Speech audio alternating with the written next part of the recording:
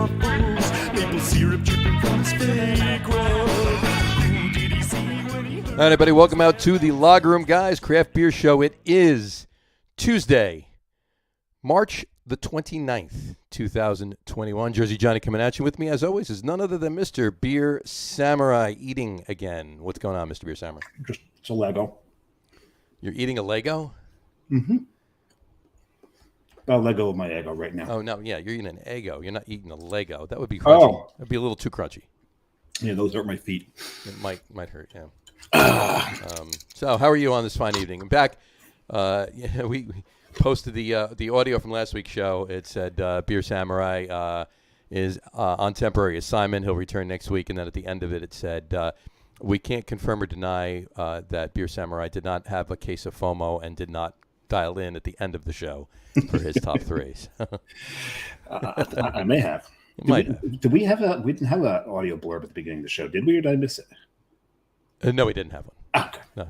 Okay. I was just checking. You didn't miss anything. Yes. But in any event, so we're back here now, the two of us, and we need to do some housekeeping, as we normally do at the beginning of the show. Yeah, first I really want to wish, any Vietnam vets watching, happy Vietnam Veterans Day, and then honor them and, all that they went through. Absolutely. Not just over there, but, on the return home and how awfully they were treated. So. Oh, absolutely. So we want to do that. No, I mean, it's like, and I hate to bring it up, but, somebody that, I appreciate and you're close to in a lot of ways, Mr. Springsteen. Yep. One of his most famous songs is Born in the USA. Yep. And everybody uses that song as America, it's kind of a song. And nope, it's about how Vietnam veterans got treated when they came back.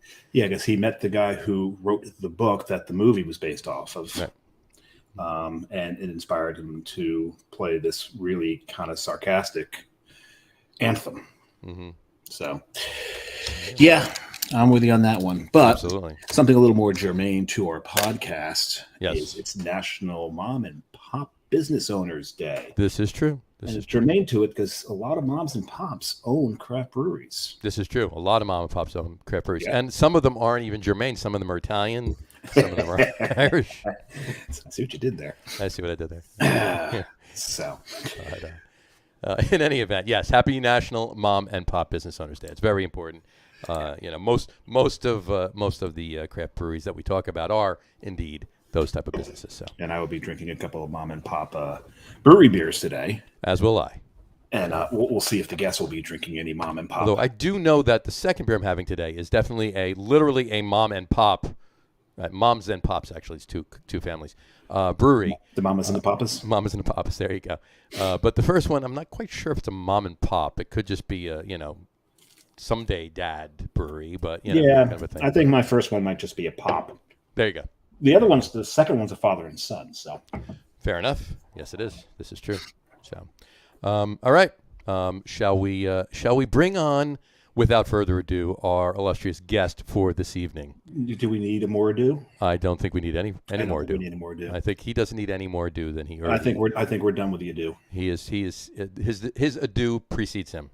So. He's got a lot of do. And he has a new do. He has a new do. And speaking of new do, here he is right here, Mr. Tom Mulvihill. Welcome to the show, Mr. Beer Whisperer. Howdy do, buckaroos? How the heck are you? I am Tom the Beer Whisperer, beer evangelist, preliminary beer drinker, Purveyor wisdom all around. Good guy. There it is right there. Yeah, he read it just like I typed it for him. There. Yeah, he's got the modulation down. There, baby. Have we opened our beers yet? I haven't opened. I was waiting on you guys. Mine's open. I need a beer after the last hour. I need a beer. We'll let John go first because he's having some motor vehicle issues. Yes, I'm going to get my beer, so you can talk for a second while I. So it's rare that John drinks first. He likes to kind of hold out until everyone else has drank, and we've also we usually defer to the guest to go first, but Tom's no longer really so much a guest as he is just a. I'm like the relative that wouldn't go away. Like fish begin to stink after 3 days. Yeah. There you go. Yeah, he's kind of like the coronavirus. Just keeps hanging around. A new version. I come back. Just another version of them. Exactly. So I'll explain that while you guys open your beers. Right now I'm gonna drink drinking a Strong Rope Brewery, Back Road Odysseys. Nice. Now, let me see that label again. Sure. Because I'm wondering if that's Adirondack inspired because we know that his father's retired up there. Yes. Blue Mountain Lake. Mm-hmm. So they opened up a tap room up at Blue Mountain Lake, and I don't know what my favorite place in Blue Mountain Lake is, that tap room or the place that has a sign outside all the time that says pies today. Always makes you wonder, will they have pies tomorrow? Were there pies yesterday? It doesn't matter as long as there's pies today. As long as there's pies today. Live in the moment. I mean, pie. There's always room for pie. Yep. Every day is a good day for pie. Yep. So, but in any especially event, March 14th. March 14th is a great day for pie. But in any event, and they're actually going to be on the show. They're booked. They're going to be a show on April 26th. April 26th. So the first show after I get back. First show after you get back. They'll be on the show. They're on. So 4 weeks from tonight, they'll be on the show Strong Brew. They actually have 3 locations. The original location in Gowanus. Yep. Then they opened up the tap room up in upstate New York that Dave was just talking about. Blue Mountain Lake. And then they just opened recently. Actually, last year they just opened in Red Hook location. Right there on the right on the harbor. Water. Yep, right on the harbor. It's a beautiful location. Matt and I were just over there a few weeks ago. Watching them brew some stuff. Yep, we're working a little bit with them. But they're going to be on the show, so they're going to tell us all about all 3 locations and what they're doing and the great beer they're brewing in there. But I'm going to take a sip of this beer. So describe the beer. What is the beer? It is a pale ale.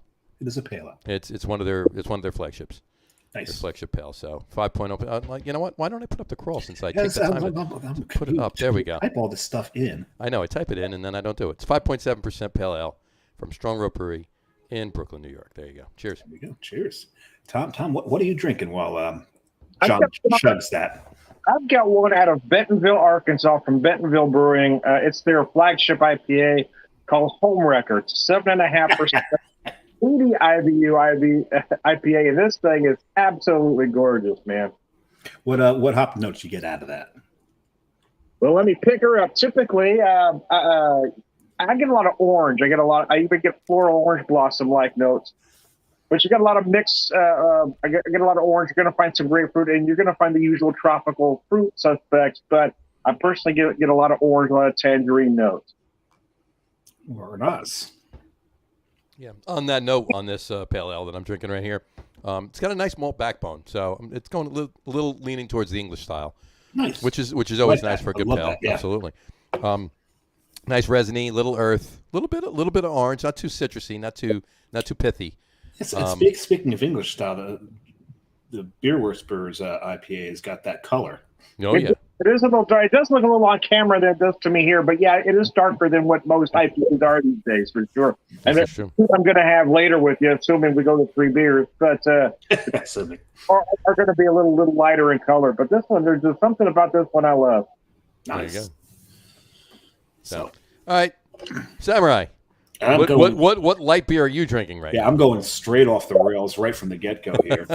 We're going with the New Jersey Beer Company. This is Cups of Peanut Butter and Chocolate, and I hope I'm not getting them in trouble showing this particular can. So they got a Well, you wouldn't be getting in trouble. They got a cease and desist? They got a cease and desist to stop using this. Well, you had already purchased it, right? Yeah? Yeah. Yes, you had already purchased it. Yes, I had purchased it. So you're not going to get in trouble. I mean, only they can get in trouble. No. They had. I think I purchased it after the cease and desist, but the cease and desist said they just had to stop and they could continue selling whatever they still had. But they can't brew any more of it. They can't package any more. Well, they can brew more of it. They can't. They've called it something else, and they've changed the packaging. Well, I don't see why they can't call it Cups of Peanut Butter and Chocolate. Actually, they might still. They just can't use those colors and that bottom thing on the logo and all this of that. This thing that looks like something else. Right. That. To be honest with you, I think the only thing that would be the key piece of issue there. The thing that looks like the thing that looks like that on the bottom. So if you just put, just make it like just a brown rectangle with those words in it. I don't know the font and the colors. Well, change the font. Yeah, change the font. I mean, people know what it is at this point. But anyway, why don't you pour the beer and drink it? So.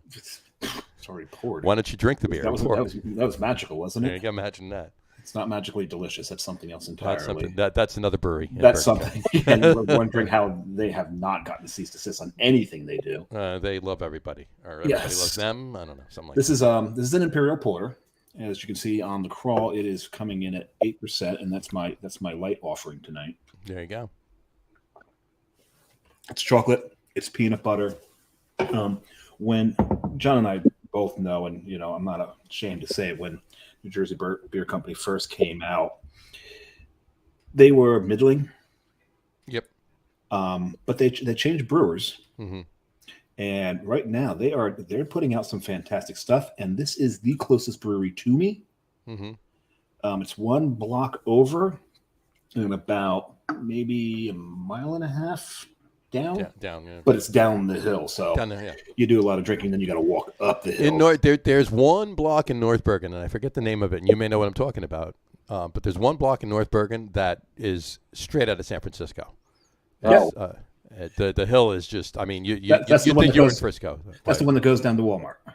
Yeah, absolutely. Yeah, that's the one. I'm on it all the time. This is maybe, well, you got to get that. It's right off of 1 and 9. Mm-hmm. It's a block off 1 and 9. It's not too far from where you're talking. Right. So anyway, there you go. And a note just to let everybody know. Yeah, I had a couple of mechanical issues, car wise, and dealing with waiting for a mechanic to call all day long. And he was supposed to call, early to mid afternoon, and called right before we were supposed to start the podcast. So that's what delayed it tonight. So we apologize for that, or I apologize for that, but. In any event, it's not like I could have told him, "Hey, I can't talk to you now. I have to do a craft beer podcast." You could have. Well, I could have, but that would have been stupid. So, but at any rate, anyway. But yeah. So all right. Now that we all have our beers poured and we're drinking them away, and I'm almost finished with this one already. But let's chat about let's kick it off with something non-beer related. But but time or current day related, and because there's nobody here that is sick and tired of hearing this. Oh my God! Story. Yeah, it's ridiculous. So Tom, what do you think of the slap heard around the world on Sunday night? Okay, here's the thing for me. Mm-hmm. I don't have an issue with Will Smith hitting Chris Rock. I just think he hit him for the wrong reason. Right. So if you guys have known me long enough to know if you're gonna go too far, if you're gonna cross that line, mm-hmm. you gotta blow it up. You gotta obliterate it. All Chris Rock did was take his inner pinky toe and wave it over the line. Hey, we're too far. I mean, if you want to make fun of Will Smith and Jada Pinkett Smith, there are so many topics to go in. And he chose her hair. I mean, really? Mm-hmm. You candy ass, whiny ass comic. Chris Rock, here's what Chris Rock, if you're going to go over the line, go over the line. Chris Rock has been watching too much Flip Wilson, too much Nipsey Russell. He needs to get back to Red Fox. He's sentenced to watch Richard Pryor, Dave Chappelle, George Carlin, Bill Hicks. He should have nothing but until he fucking gets it. Right. You left off Red Fox. Yeah. Red Fox, yes. I'm sorry. I had Red Fox. Right, I lost it. Red Fox. His Red Fox stand-up was genius, man. Oh, he was absolutely genius. He was filthy.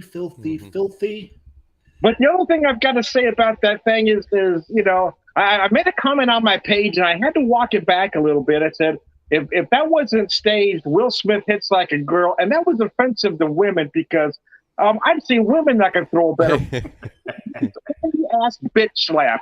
And I think we need to coin the phrase Will Smith bitch slap. I mean, really. If that's the best you can do, Will, did you learn nothing from your training filming Ali? Seriously, man. Well, I actually saw a meme that said because it was just an open-handed, like you said, bitch slap. The meme actually said, at least we now know why Will Smith did not get nominated for Ali. Oh, Bruce. I mean, in all honesty, for me, with all that joking aside, it's really nothing more than social media fodder. I mean, if Will Smith had to yell back, everybody would have thought it was a joke because it didn't look like a real slap. When you saw Will Smith walking back, he had a smirk on his face. I mean, it looked like it was staged. Had he not yelled back, everybody would have thought it was a skit. Mm-hmm. Well, to your point, I think my favorite comment that I saw is had it not been for that slap, I wouldn't have even realized the Oscars were on. On, right. That's the other half of that. Yeah, you know what? I really don't care. Any of these now, I'm not one of these guys that like for years watch the only award show that I religiously watched every year was the Grammys. Just I'm a musician. I want to see. I watched it every year. I haven't religiously watched the Grammys in I don't know how many years. Yeah, it's not the same. And all these other award shows, if there's nothing else on and I'm just sitting on the couch, I may flip it on for a little while. I always try to watch the beginning, and if it's going well, I'll watch the whole beginning, the whole intro, the whole opening. If it's not, it's off in a minute or two. Done. It's not. None of these award shows are what they were. And maybe I'm getting old. I don't know, but you are getting old, but that may have nothing to do with it. I think it's both, right? They're not what they were, and I am getting old. So either way. So Dave, what do you think? I don't care. I really don't care. Fair enough. There you go. And you saw the meme I sent you? Yeah, the meme. I'll read it actually. It's a picture, tonight, and the thing is, in honor of Vietnam Veterans Day, it is actually. It looks like a Vietnam soldier outside his tent, riding home, and John will read it to you. I'm actually gonna hold on. He's actually gonna try to put it up. I'm gonna put it up really quick right now. Yeah, so we can get it on the screen here, because this was one of my favorite ones, and really kind of punctuated the way I feel about what's going on. Because the day after, my Facebook feed was nothing but memes. And let's face it, memes are starting to become very, very derivative. It's like people wait for something to happen in the world. They've already got the meme up on the screen, be it and the people that love the Batman slapping Robin one were probably like, oh my God, because all these memes get recycled. Right. Just depends upon what is the current event of the day or the current distraction of the day. Current distraction of the day, right. So here you go. Here's the meme. So you want to read it, or you want me to read it? No, then I'll read it since you read it. I'll put it up. Yeah. You read it. Here we go. There you go. It says, "My dearest Penelope, it is day 3 of the Will Smith memes, and I fear there will be no end to them." There you go. And we're actually is it day 3? It is day 3. It is day 3. If you count Sunday night, because they started within a couple hours. So. Oh yeah, I mean it was instantly, man. Mm-hmm. So I've seen all of them. I mean, there was the one. I mean, it's going around a lot. Is the actual cover of G.I. Jane 2 with Jada Pinkett on it? You see, to my way of thinking, that really wasn't even an insult. According to Chris Rock, he did not know she had alopecia, and it's not. It is what it is. All right, and you're all right. Here's the thing, though. When comedians. Their job is to make jokes. Whether they're insulting to some people or not, their job is to create humor in whatever they see. Whether, especially when they're ad-libbing, right? But whether it was in bad taste or not, whether he knew she had alopecia or not, either way, aren't my whole thing is, aren't Hollywood celebrities, specifically Hollywood celebrities, supposed to have a little bit thicker skin than that? No, they don't. Well, they did. They used to. I mean, I posted on my page almost instantly is that a comedian going too far isn't new or new. And an actor having, thin skin is, hardly a revelation. Mm-hmm. Now, here's the other question. Anybody other than a Hollywood star do that in any situation? Is it acceptable? You know what? Honestly, yeah. I mean, for me, you guys know each other well, so I'm going to assume you have in jokes and pick on each other a way that other people might think is mean, where you two think it's fun.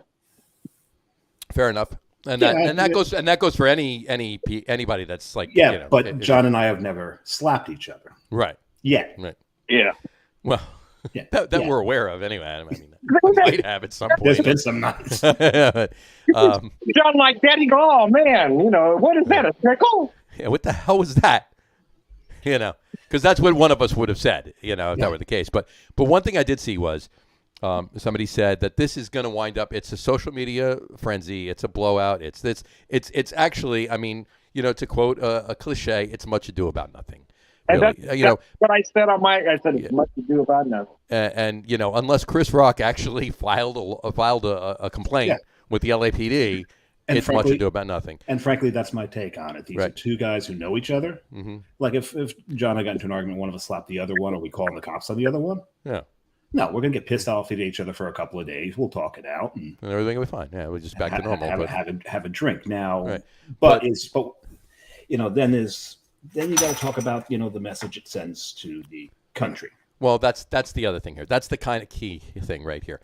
But the other fact, but to lead into that, whatchamacallit, that everybody was saying that if it was, for instance, if it was Kanye West that did the punching, the hitting, right? It wasn't Will Smith, it was Kanye, right? Then there would have been an issue because he's the type of person, he's the type of personality that they're going to make, and maybe not necessarily a legal issue with the LAPD, mind you, but with the academy, with the Because he's not as and well everything else. liked. Because he's not as well liked and he's not as well adored as Will Smith is.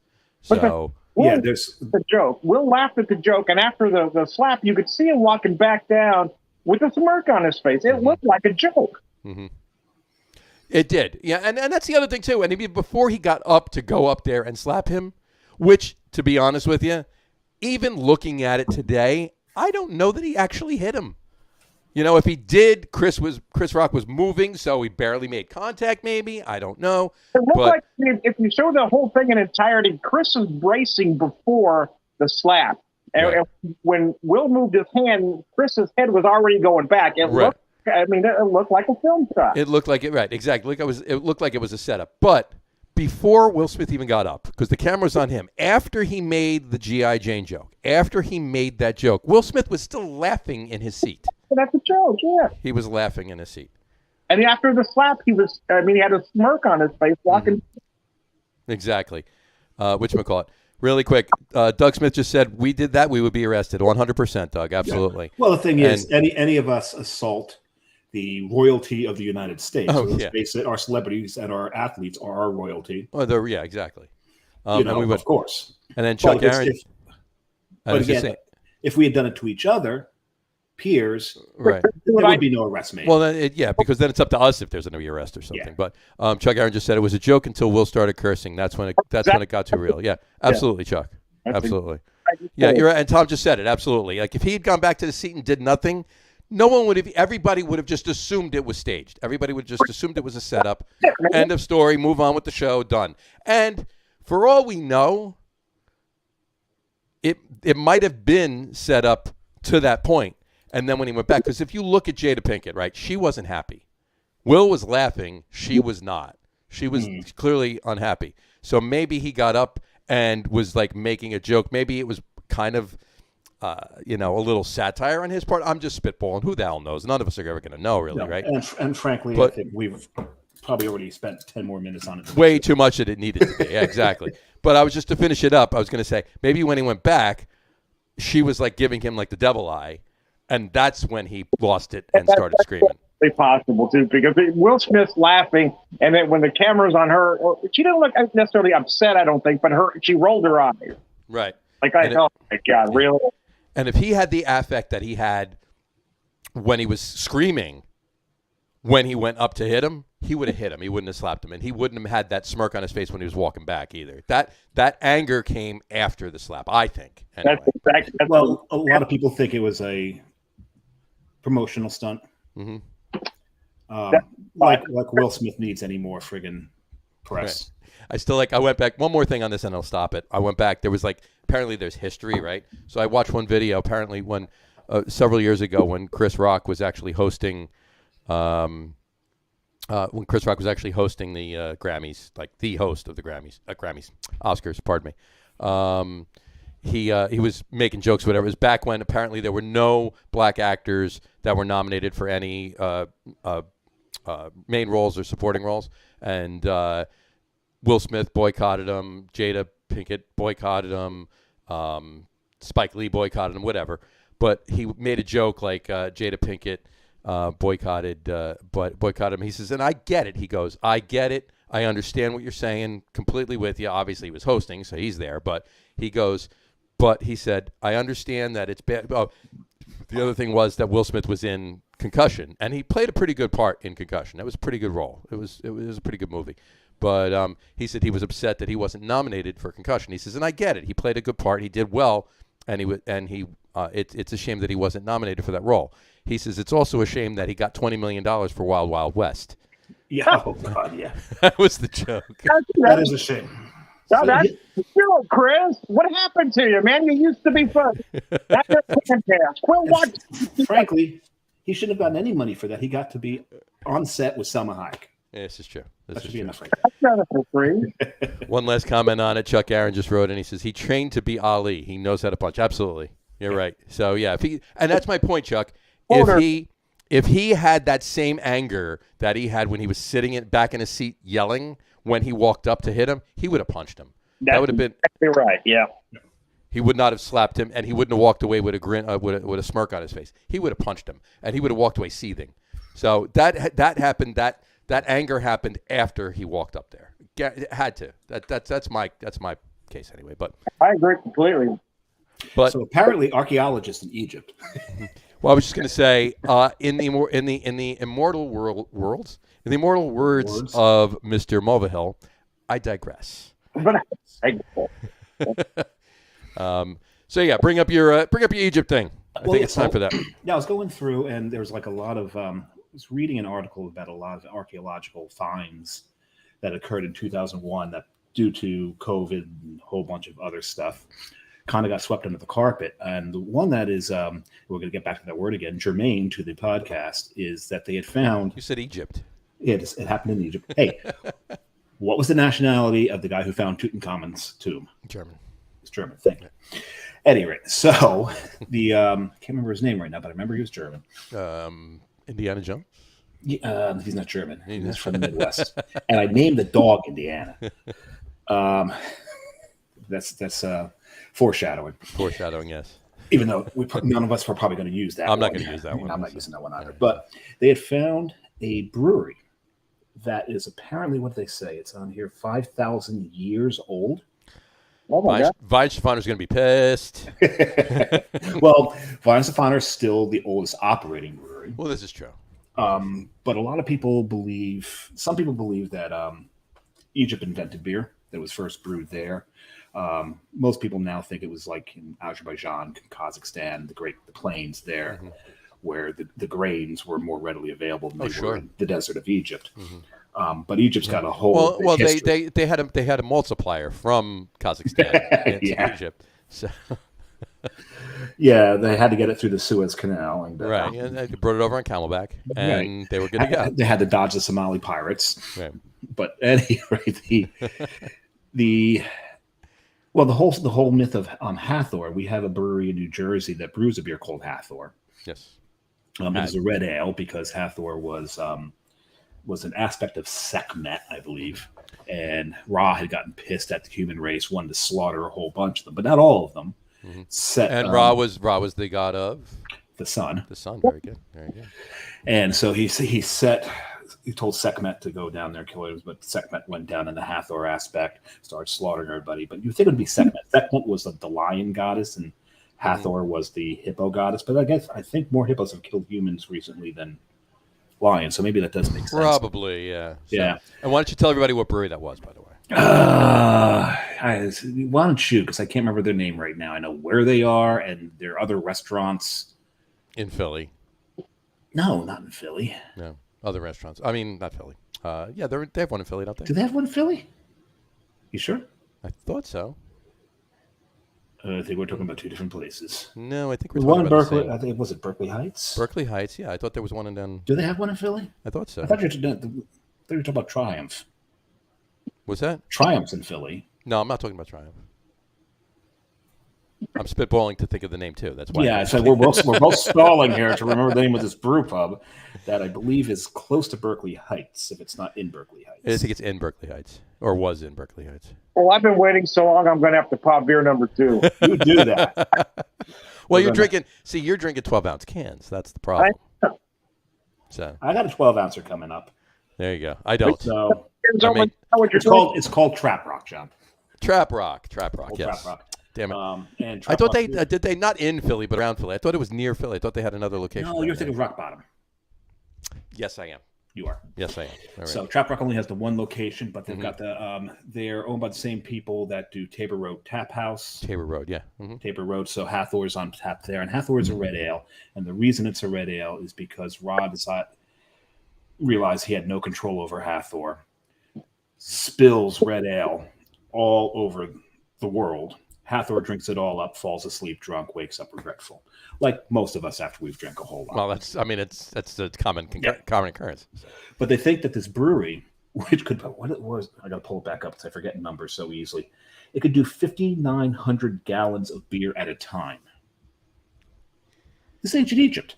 Yeah, hold on one second. Actually, I want to check. You're going to put that in 2 barrels? I just want to check that math for a minute. So 5,920, 5,900 gallons.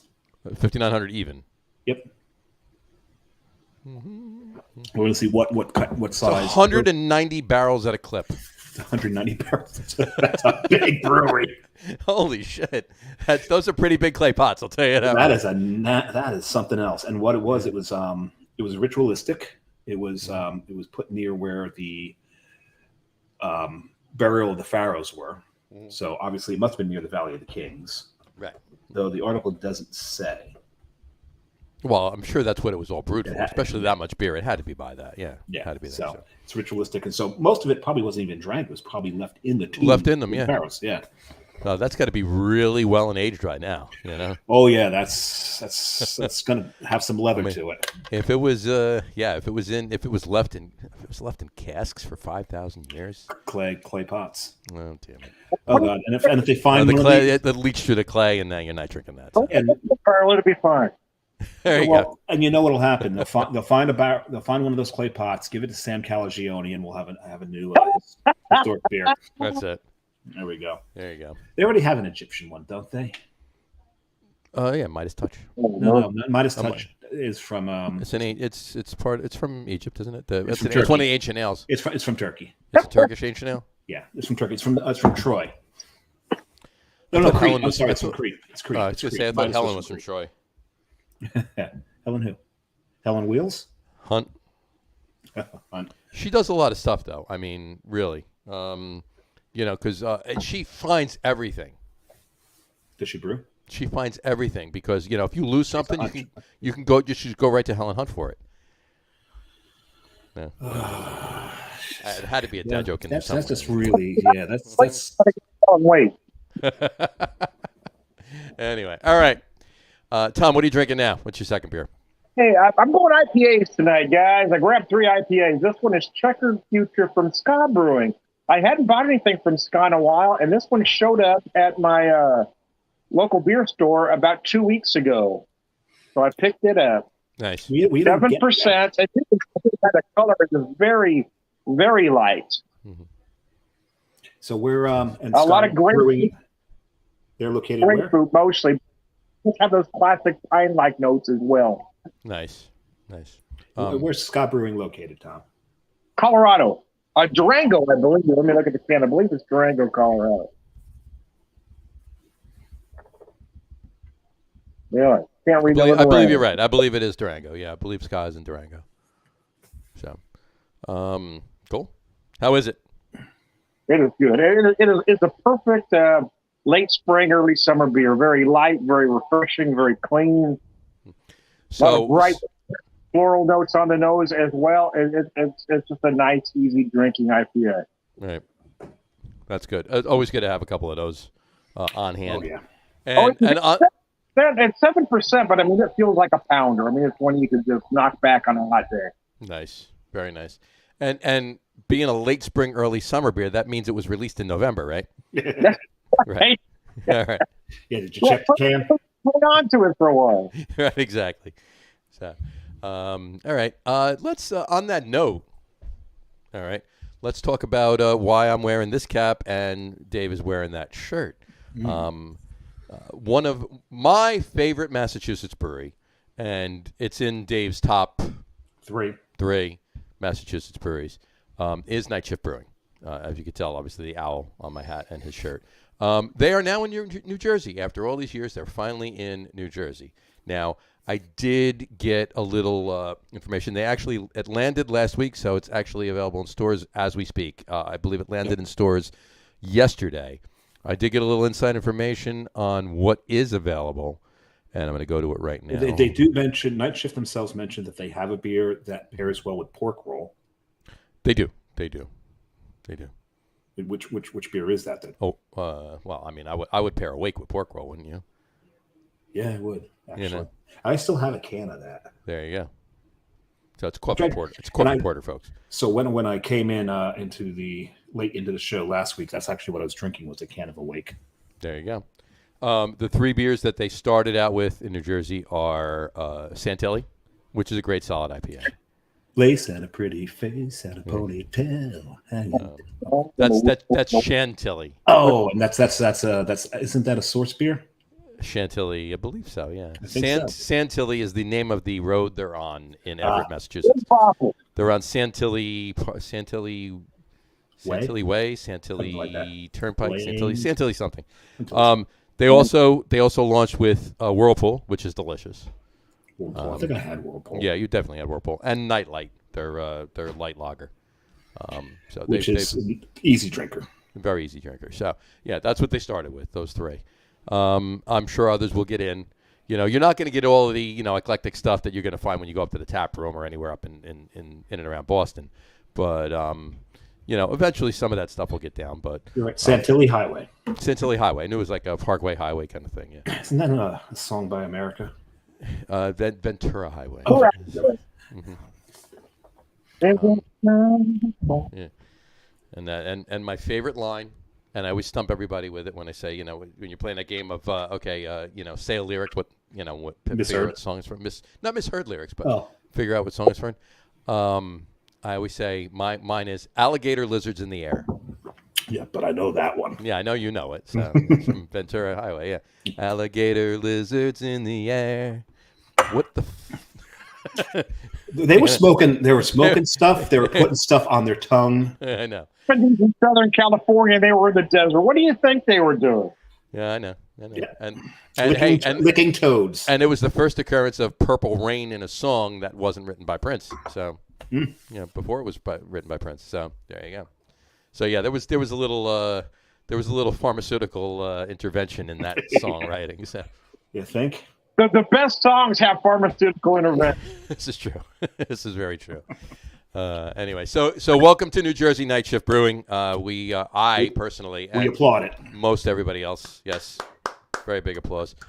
We are happy you're here and bring more stuff down than just those 3. We love those 3 are great, and I'm actually probably going to head out tomorrow and pick up some Chantilly and Whirlpool. Yeah, and John is begging them to bring Barrington in. Oh, please. It'll never get down here. That beer will never get down here. I don't even think they sell that beer outside of the tap room. Really? Yeah, I'm pretty sure they don't even. It's not even in stores up in Boston, even in Everett for that matter. I think that's a brewery only thing. There, Lovejoy, wherever they have a tap room, it's the only one. And on that note, Idle Hands. I mean, you can't. If you're talking about and it's not even nostalgia because it's maybe only 10 years ago, but when Night Shift started, they started in the main location they're in Everett. They actually started on the other side of Revere Parkway in a smaller industrial area, and it was a tiny little place that they had, and right next door to them was Idle Hands. So it was Night Shift and Idle Hands were next to each other. When they moved out, not shortly thereafter, Idle Hands moved out, and they moved up to Malden. Now, Night Shift obviously has opened up Lovejoy and so forth and so on in other locations. But and they're brewing in Lovejoy too. But that's Lovejoy Wharf. That's in Boston. It's right next to the 93 bridge there. Gorgeous bridge. And right next to TD Bank Arena as well. But in any event, Idle Hands is open. And I forget the location of it, but Idle Hands is opening up another location as well. Yeah. The Lovejoy one, that's near Tips and Taps. The Tip Tap Room. Tip Tap Room. Tip Tap Room. Tip Tap Room. It's right back down. You walk past 8th Ward and down to Tip Tap Room. It's right there. Yeah. Yeah, because I was going to go to that location after Tip Tap Room, but spent too much time at Tip Tap Room, did you? No. We could tell by all the people wearing Bruins jersey that there's a game going on, and I wasn't getting anywhere near that tap room. Probably a smart idea. Being a Rangers fan, I would probably, after drinking what I drank in the tip tap room, probably have popped off at some point. That's probably then would have been Will Smith at some point. You would have been Will Smith, or you would have gotten Will Smith. Will Smith. Gotcha. The verb, the past tense of the verb. By a Bruins fan. Bruins probably fan. A big burly one too. Would probably win the slap fight competition. Gotcha. Which is gaining traction after that particular event. It is fascinating to watch the slap fight competitions. It is fascinating to watch. It really is. I think it's great. Because those are not bitch slaps. No, they're not. They are slaps that will turn a burly man into a bitch. Mm-hmm. You see some of those things they launch off on. I know. It's crazy. So what other topics do we have? Well, I just want to show you this before we finish talking about Night Shift and the Lovejoy location really quick. I just pulled this up really quick, so This is a picture of you with the owner? This is a picture of me drinking at night. No, I'm kidding. No. This is the view from that location at that bridge we just talked about. If you walked out, this is standing just off the front of the Lovejoy location, out on the wharf. This is the view. Let me just pull it up right here. There it is, right there. So, just that bridge, and to the left of this picture, if you're looking where you're looking, to the left is TD Bank Arena, and to the right is more of the wharf, and it goes down out towards the harbor. Excuse me, the harbor. So Wharf. The wharf. So just wanted to say that. So, all right, cool. Night Shift. I think we wanted to talk about Stone a little bit, did we not? Stone, we talked about them a couple weeks ago. Mm-hmm. But there's been some developments. Mm-hmm. John, that you mentioned to me earlier today that I had not known. So, Tom, you heard the developments, right, with the lawsuit? Yes, I have. Yes. Yeah. Have you read anything today on it? Because I just read it the other day. I didn't read any more developments today because they're going after. It was yesterday when I was reading an article on it when you brought it up that we would be talking about it. I didn't pay a lot of attention at all. Gotcha. But yeah, so they obviously, we mentioned on a show a couple weeks ago. Before you get to the lawsuit, back it up. Yeah, for anybody who wasn't listening 2 weeks ago. Backing up, we had talked about the fact that they're $464 million not upside down, but they're getting called. Their investors are calling the investments, and they need $464 million. It's a lot of money. All right, and. Whatchamacallit. So while it's going on, and everybody's speculating, okay, they're going to sell. Who's going to buy them? Who has that much money to buy them? Obviously, we're talking about that. But now the new development is they had a lawsuit pending for a while now against Coors Miller. I'm sorry, Miller Coors. Miller Coors. And it was for the fact that they had Miller Coors brews Keystone Lager, Keystone Light, all the Keystone beers. That's actually brewed? Apparently. I thought it was just pissed out. I don't know. Well, some people drink it, Let others drink what they want. Don't be a douche, right? That's usually what I say, yes. That's usually. Hey, notice he put usually in there. when it comes to seltzers and macros. Right, exactly. So anyway, point is they were packaging for a while. They've been packaging and calling Keystone Stone, like grab a stone, And they had a lawsuit filed against them. That little apostrophe they put on there was the whole basis of their argument of their defense, right? Of their defense, right? So the court found in favor of Stone, and Stone beat Miller Coors. So kudos to the little guy. I mean, we don't often calling Stone a little guy is kind of weird. They're the ninth biggest brewery in the country. And not for nothing, we don't clap often on this show. Yeah. We've done it twice. Twice tonight, yeah. Tonight, so in any event. For the record, I don't have the clap. I was going to say we might need some penicillin later. So he's gotten a few shots after the Tijuana hookers. Right, exactly. So anyway, so they won the lawsuit. Now it's a settlement, right? They got to figure out what the cash value is. And I heard 50 or 70 million or something like that. They're actually looking for 200 and something. I think I saw 251, which would be about half of which would be a little bit more than half of what they need. Yeah. Which may or may not float them for a while. So this might have come at a very opportune time for them. Might save them. We can hope. We can hope. So yeah, because if Stone and Stone's one of the OGs. Well, second wave of OG. Second wave. OG squared. OG2. Yeah, OG 2.0. 2.0. OG 2.0. Yeah, there you go. But they, go ahead, Tom. What? If you can get $460+ million in the hole, can you call yourself a little guy? No. That's my question. I agree. You can't. If I'm 10 grand in the hole, I'm out of business.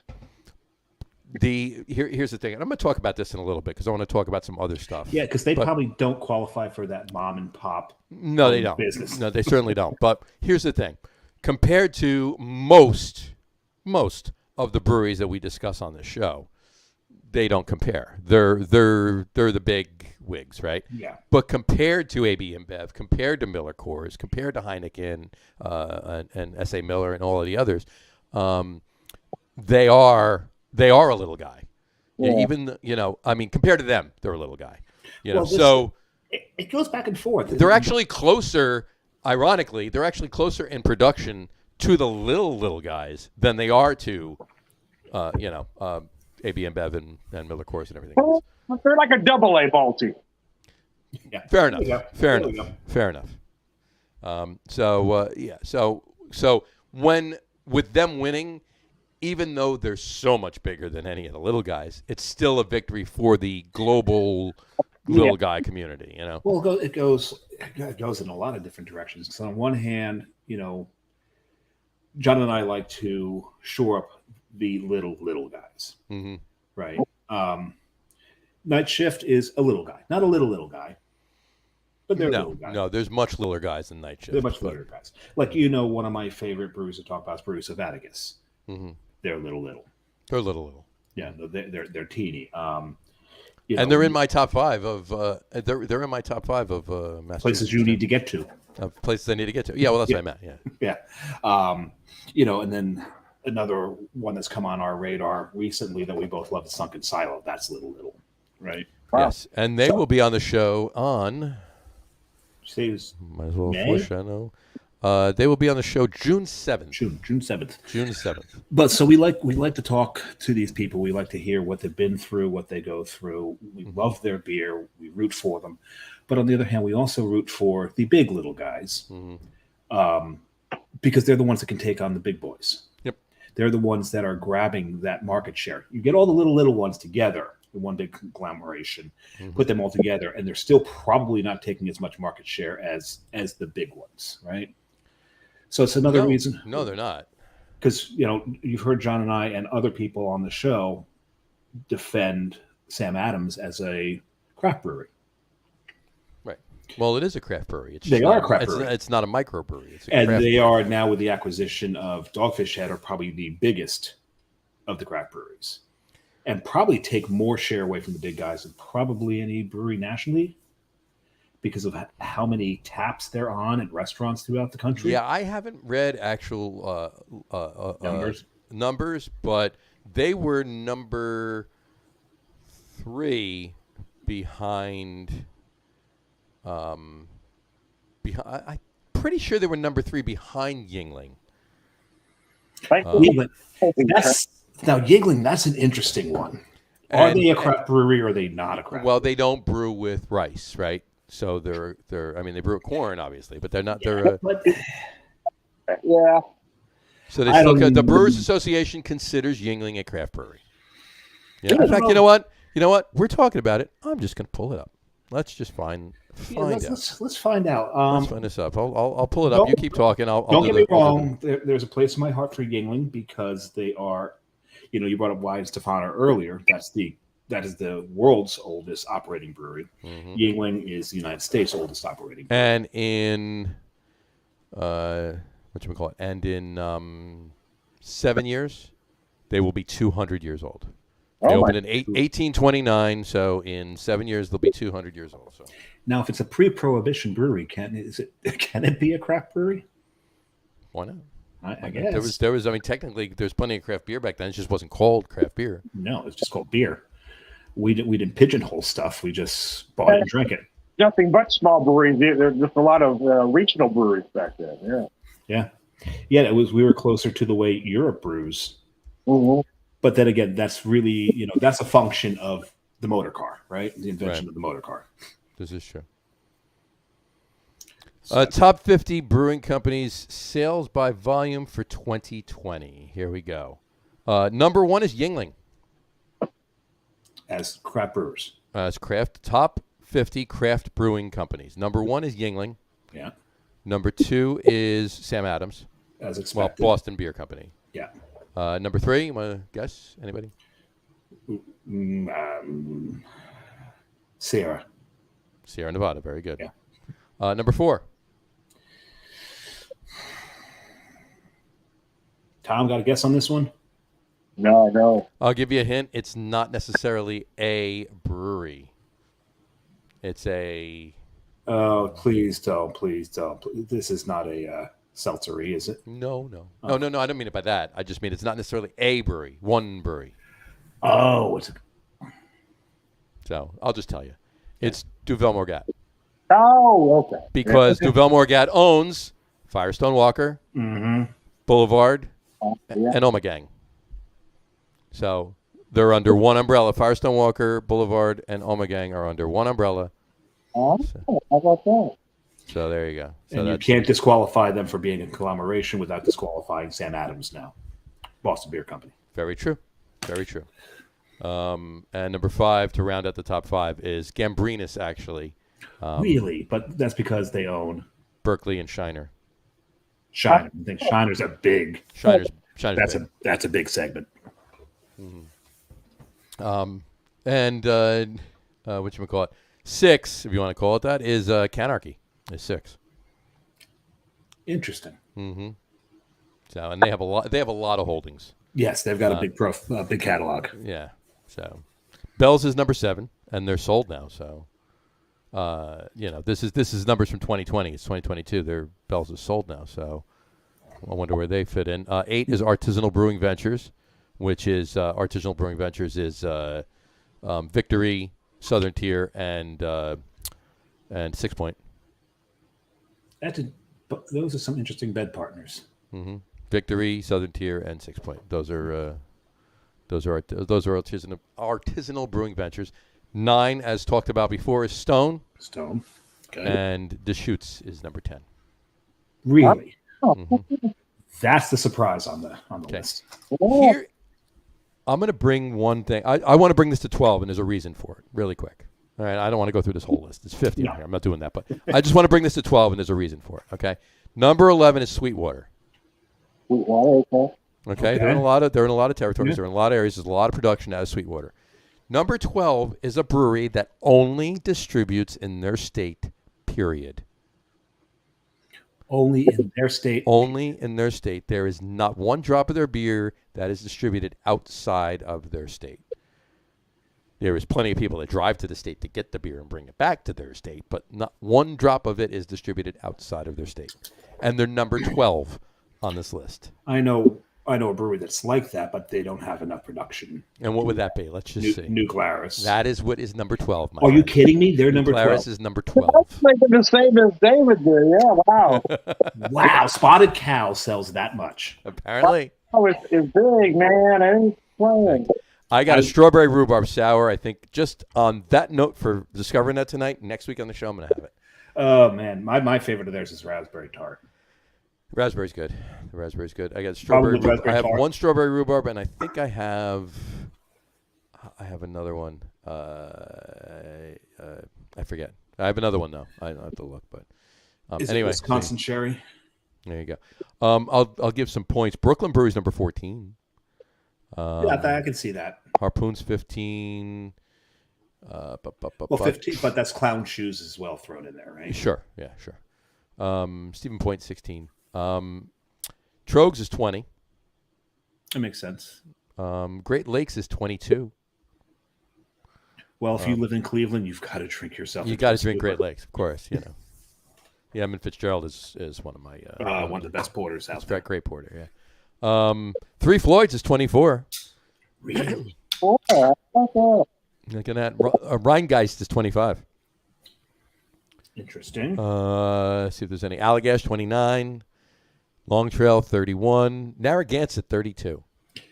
I would expect them to be higher, actually. A lot of people look at Flying Dog 35, Surly 36, Rogues 37, Revolution 39, Modern Times 40, and they're closing locations. Well, I'm opening beers. There you are. So, And see if there's any others. Two Roads 44, Toppling Goliath 43, Two Roads 44. Two Roads, do they count all their production, though? Of course, it's all production. Because they brew for so many no. different- I'm sure they don't include the contracts. They don't include the contracts.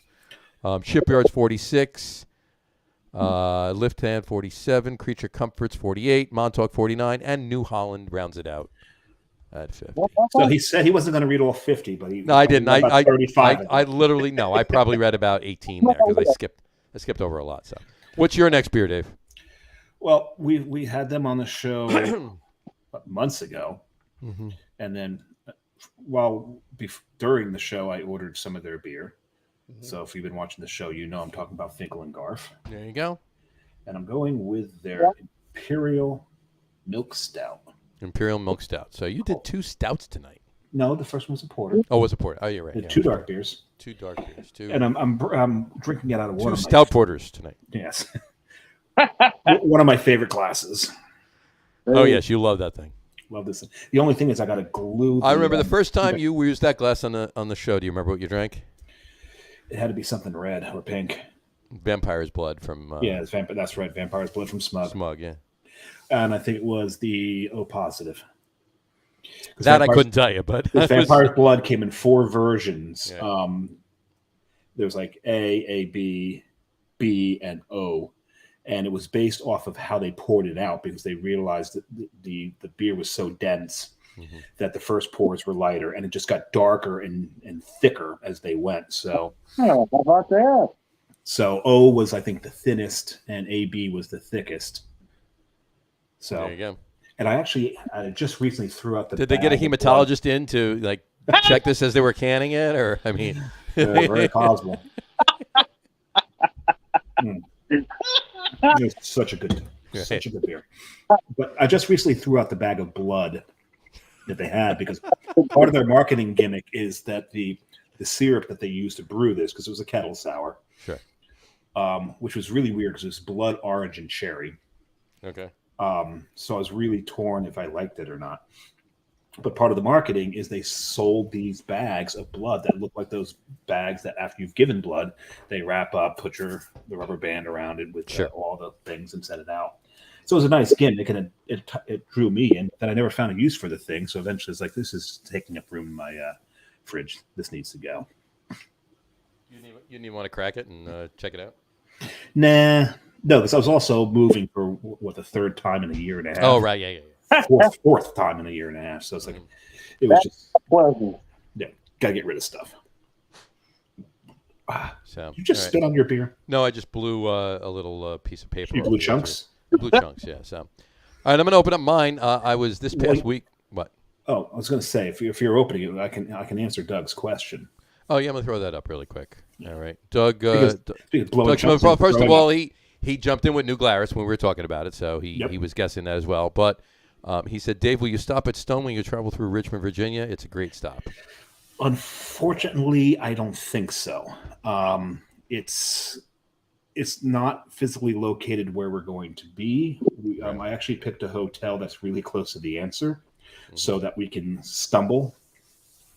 That's always fun. Yeah, get some dinner at Mekong, go around to the back to... I mean, it's fun to watch Dave stumbling. That's what I meant. It's fun. Well, you know the joke. Walking to the brewery takes about 10 minutes. Mm-hmm. Walking home from the brewery takes about 40 minutes. Oh, sure. The difference is staggering. Mm-hmm. This is very true. So, anywho. That's a wonderful dad joke right there. That's a drunken dad joke. It's a drunken dad joke, absolutely. All right, this beer. So this beer, this past Saturday, took a ride out to Old Heights Brewing. Oh, we love them. We had them on the show. We had them on the show last year. Wonderful musicians that they are. Yeah. Alex, I was out there in December. Talked to Alex. I was out there with Matt and Jess. And this weekend I was out there. Brian was there, so we're talking to Brian. And I had a few beers, and one of them I've had it before. I had it last year when they did it, and I had it again there. It's such a good beer. I just had to get a 4-pack. So Here it is. I'm drinking their Brickyard. It's their Beer to Guard. That's a great beer. That is a great beer.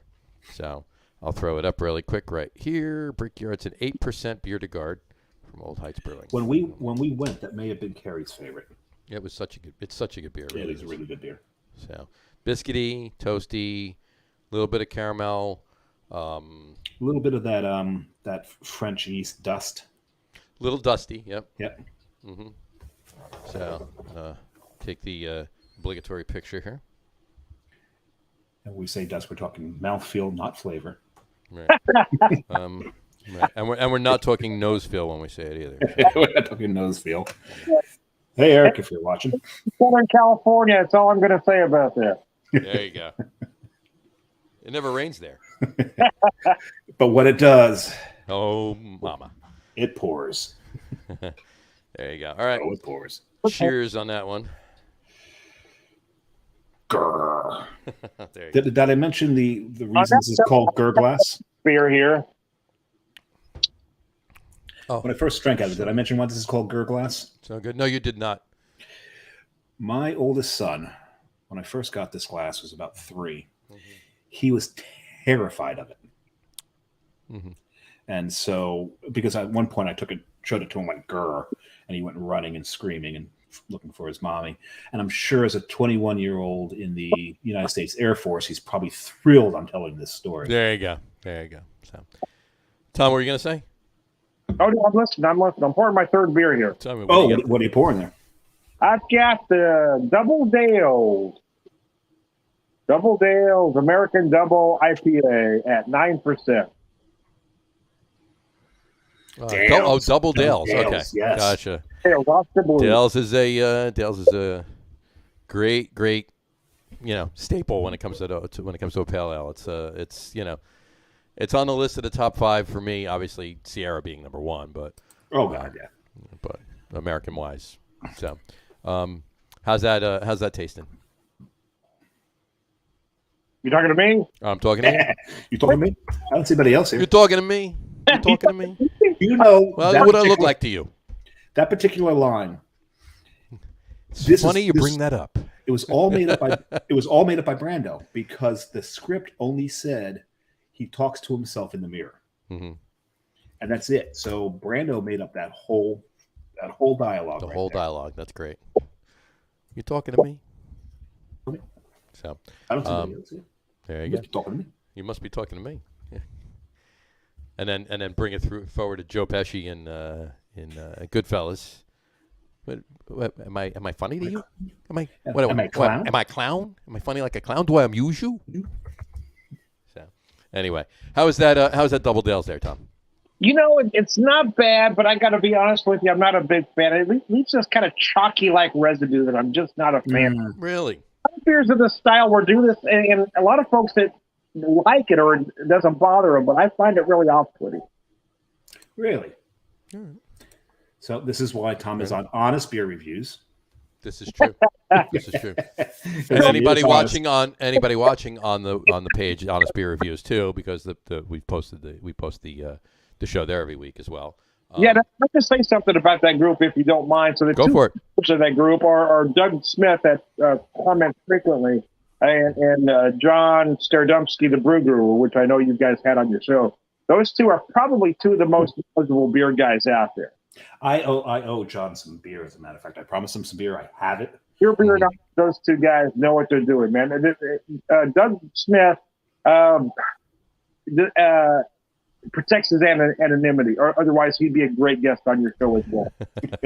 His name is actually Jose. Ortega. Yeah, I'm not Ortega, right? But yeah, Doug Smith that comments here a lot. Yeah, he would be a great guest. But Yes. We may try to talk him into Well, it. yeah, we can. You could just put like we'll put one of those With the silhouettes over silhouette over it, so we he's can just mask his voice with the. I've got a lot of some of my older on YouTube, my Beer Whisper live videos where I have him as a guest, and it's just an icon.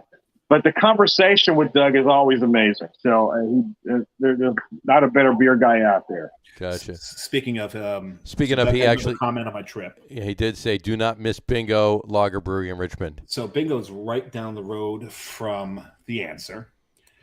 So I don't. It's So you can go down there, get your answer, and then go over to bingo. It's 3 miles away, so it's not quite.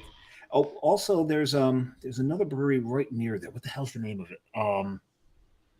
There's one more right along that strip. That strip's becoming quite the beer place, and I can't remember the name of it because it's just before you get to the area where Hardywood is in. But Hardywood's across the tracks. You got to wind your way to get around to it. I heard some information about Hardywood too the other day, and you did as well. So, but go ahead, continue. Go ahead and share that. No. Oh, you know what's 3 Notches is the one that's also 3 Notches. 3 Notches. They're Yeah, very, you know what? I very was going to close. say that too. I was going to say 3. Yeah, I had 3. Yeah. So you got bingo, 3 Notches. The answer. They're all in one strip. We will be Ubering the hell out of Richmond. But the problem is we've got to get up the next day. And yes, the Vale's down there too. The Vale's down there too. The Vale. Okay, so the Vale is on the list. The Vale's in a slightly different section. It's a little over. Yeah, a little away. Yeah, that's in that I think that's in the neighborhood that Hardywood's in, and the rest of them.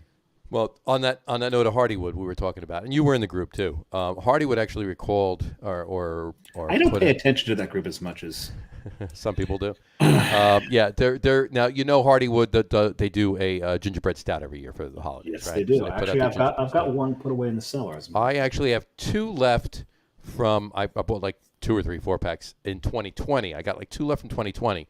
I didn't get any last year, so I didn't obviously notice this problem. See, I think that's the one I have. Right, so you should open it up. What apparently it was infected.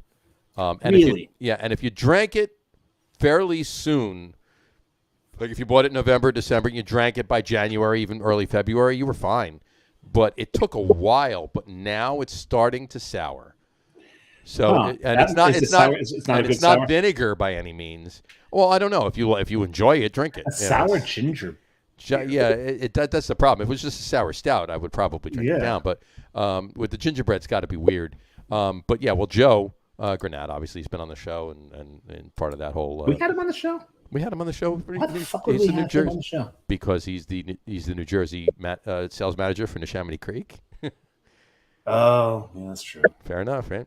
Yeah, I guess. But yeah, he was. I guess he's an industry guy. He's an industry guy. Well, you know what? Here's the thing. We're just making fun of Joe. He opened one beer. His buddy lives down by Hardywood, so he opened one beer, and it was soured. He's like, "This is weird," So he dumped it. He opened the other one. He had 2 cans left from whatever he bought. Is this the regular version or the barrel aged? It's the regular version, not the barrel. Oh, I think I got the barrel aged. All right, so he opened the other can, and he poured it, and it was sour as well. So he called his buddy up, and he told him, something's wrong with it. Go. He says his buddies had 1 can left, so he opened it up, and sure enough, that was sour too. 2 days later, Hardywood announced that anybody has any 2021 batches left, from that 2021 batch, they can bring it back to the brewery, get new stuff this year, whatever, blah blah blah blah blah. So, it was weird too. It wasn't like an instant, it wasn't like an instant like inoculation or whatever. It wasn't like soured right away. It took a while. If you bought the beer in November and you drank it by Christmas or a little after, it was fine. That tells me it may have been a bottle cap issue. It's a can. Yeah. Oh, then it's not a bottle cap issue. It's a lining issue. I don't think it's a bottle cap issue.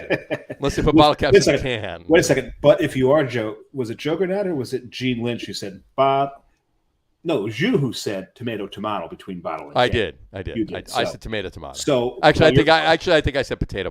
Actually, potato. So by your own argument, a can could have a bottle cap. 6 of 1. This is true, right? By your own argument. But back to Richmond.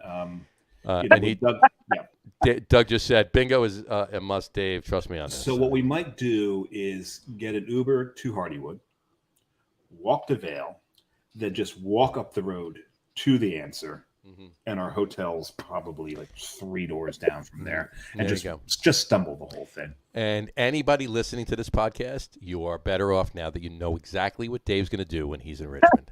So you know where not to be. Because I won't make a scene. Because hey, I'm from fucking Jersey. There you go.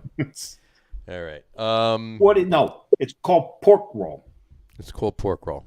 No, actually, with that Jersey accent, that's Taylor ham. That's Taylor ham. Yeah, that's Taylor ham. So, I don't think there's many people in Cumberland County talking like that. No, they're closer to a Southern accent than the freaking Jersey accent up here.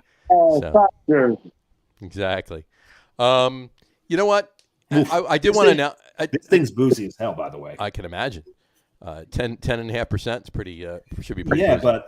but I think I don't know if it's gotten boozier because I remember the first time I drank it, it didn't. No, it was a booze bomb when I first drank it. That's there right. you go. Because I got 2 cans of it. Yeah. Well, you order 2 cans at a time. Yeah. So I did want to bring up the fact that we originally wanted to do this show, have Tom and John Starodomski on together because we want to have a show where we want to just we want to call it a throwback show. We want to just wax nostalgic about yesteryear. We want to go Little River Band. You're right. Right. Want to walk through the park and reminisce. Right. Exactly. So Friday night. Friday night, it was late. I was walking you home. We got down to the gate, and I was dreaming of the night. Would it turn out right? You can't get me and John at the same time. Get John and Doug at the same time. You'll get the same atmosphere. Well, we were. Those guys talking together are amazing. John and I were talking about maybe all 5 of us. That would be interesting. So, Doug, if you're interested, we may get all 5 of us on the show at the same time. So, just a waxing nostalgic night about the yesteryear of craft beer. What it used to be before the hipsters got their fingers into it. Yep. If you listen to the videos I did with Douglas Smith, I mean, when he tells a story, I mean, he brings you feel like you're right in that story. He's so animated, and even with an icon. I think that'll be a great show. The 5 of us on the show, I think, will be a great show. If we can talk Doug into it. Yeah, we got to put that together. And that's the reason I brought this up. We won't foreshadow anything else on it. I don't want to, I mean, if we want to wax nostalgic a little bit tonight, because we did start with John when he was on the show several weeks ago. But like I said towards the end of the show, we were just scratching the surface of something that is. I don't want to say it's gone. I don't want to say it's not gone because we keep it. Yeah. There's a bunch of us that keep it going. We keep it going, but it's so much has changed, and we're sitting there going. I know we're sitting here like curmudgeons going, get the fuck off my lawn. Yeah, but you know what? We're not that. Get off my lawn, you kids. We're not doing that, okay? Because there's some things that I don't have a lawn. Neither do you, really. Well, I have a little one. Yeah, it's about this big. Right. But which we going by the beach. That's my lawn. And that's what she said. Right. It's about this big, right? Exactly. Well, I did say this, so that's not bad. But in any event, you're doing well. There you go. Jess is doing well. Exactly. But in any event, whatchamacallit, there's several things that the kids are doing that are really good. Yes. And I'm not talking about all the kids. I'm not talking about the ones that are making the liquid. No. Because the ones that are making the liquid, they understand the history, they honor the history. Mm-hmm. And not only that, a lot of these, as we call them, kids, they're bringing back some of these styles. Now, granted, I call them kids because most of them are my kids' 30s age. or younger. Yeah, my kids' ages, and they're exactly. They're in the 30s or younger, so we can. And they're friends with my kids, and they're going. Yeah. But yes, most of these old styles being brought back by those who are in the industry that are more our age, right? But the younger generation is starting to embrace it. Yep, fair enough. And they're doing a great job. And the proof in that pudding is, Tom, speak to Missouri when we're talking about this, because Dave and I have mentioned this a few times. What's the trend we see, around here anyway? We love this. And anywhere, honestly, it's anywhere from, and I can speak to anywhere from Pittsburgh up to Maine right now, through Jersey and up to Maine. The trend right now, with even with the younger 20-somethings doing the brewing or whatever, they're paying homage to the classic styles and everything else. The lagers that they're brewing now and everything that they're putting out. I mean, there's a lot of breweries out there. They're putting out Tomavi Pivos. They're putting out Schwartz beers. They're putting out alt beers. They're putting out old ales. They're putting out ESBs. They're doing them so good. British milds, dark milds. I had a dark mild in Lancaster. You said it right. Good for you. I said it right, and I will say it so that everybody else listening to the show knows where I'm talking about. Lancaster, Pennsylvania. Yeah. All right. It's Lancaster. It's Lancaster. My God, this beer was so good, and that's from Old Town Brewery, and they will be on the show in May. So, But in any event, and speaking of that, we got to try to find a way to get Human Robot on the show. yeah, we'll get them on the show. We'll get them definitely on the show. But Human Robot is just killing it too. But maybe we need to do it from there, so we have the sandwiches. We'll figure it out. But we could do both. We can go there, have the sandwiches and the beer, and then have them on the show as well. So, but in any event, my point is, Tom, I don't know what the scene is like. Near Springfield, near you, and everything else down in Missouri. But is it similar to that? Are there a lot of these older classic styles coming back and being done very well down there? Because if we watch you, it's still very IPA heavy, right? Because you are seeing a lot of seltzers everywhere. Well, that's everywhere though. It's here too. Fair enough. Because the margin on seltzers is huge. We talk about Springfield Brewing Company a lot. And one thing I do like about them is that they are doing classic styles, classically. They're not trying to reinvent the wheel. If they do a Dunkel, they do a Dunkel. They do a Dunkel. They're not trying to change a Dunkel. If they do a Schwartz beer, they do a Schwartz beer. Exactly. Does the same thing. They're not adding banana and coconut to a Schwartz beer. They're doing a Schwartz beer, right? Oh God! Dunkel got a Schwartz beer. Sports beer, but they're not trying to reinvent the wheels. What I was getting, they're not. Okay, but we're going to do this, but we're going to add this. And that's what I like about Springfield Brewing Company is that they will do some out of the box stuff. But if you have a classic style on the menu, it is done exactly per style. To style, right?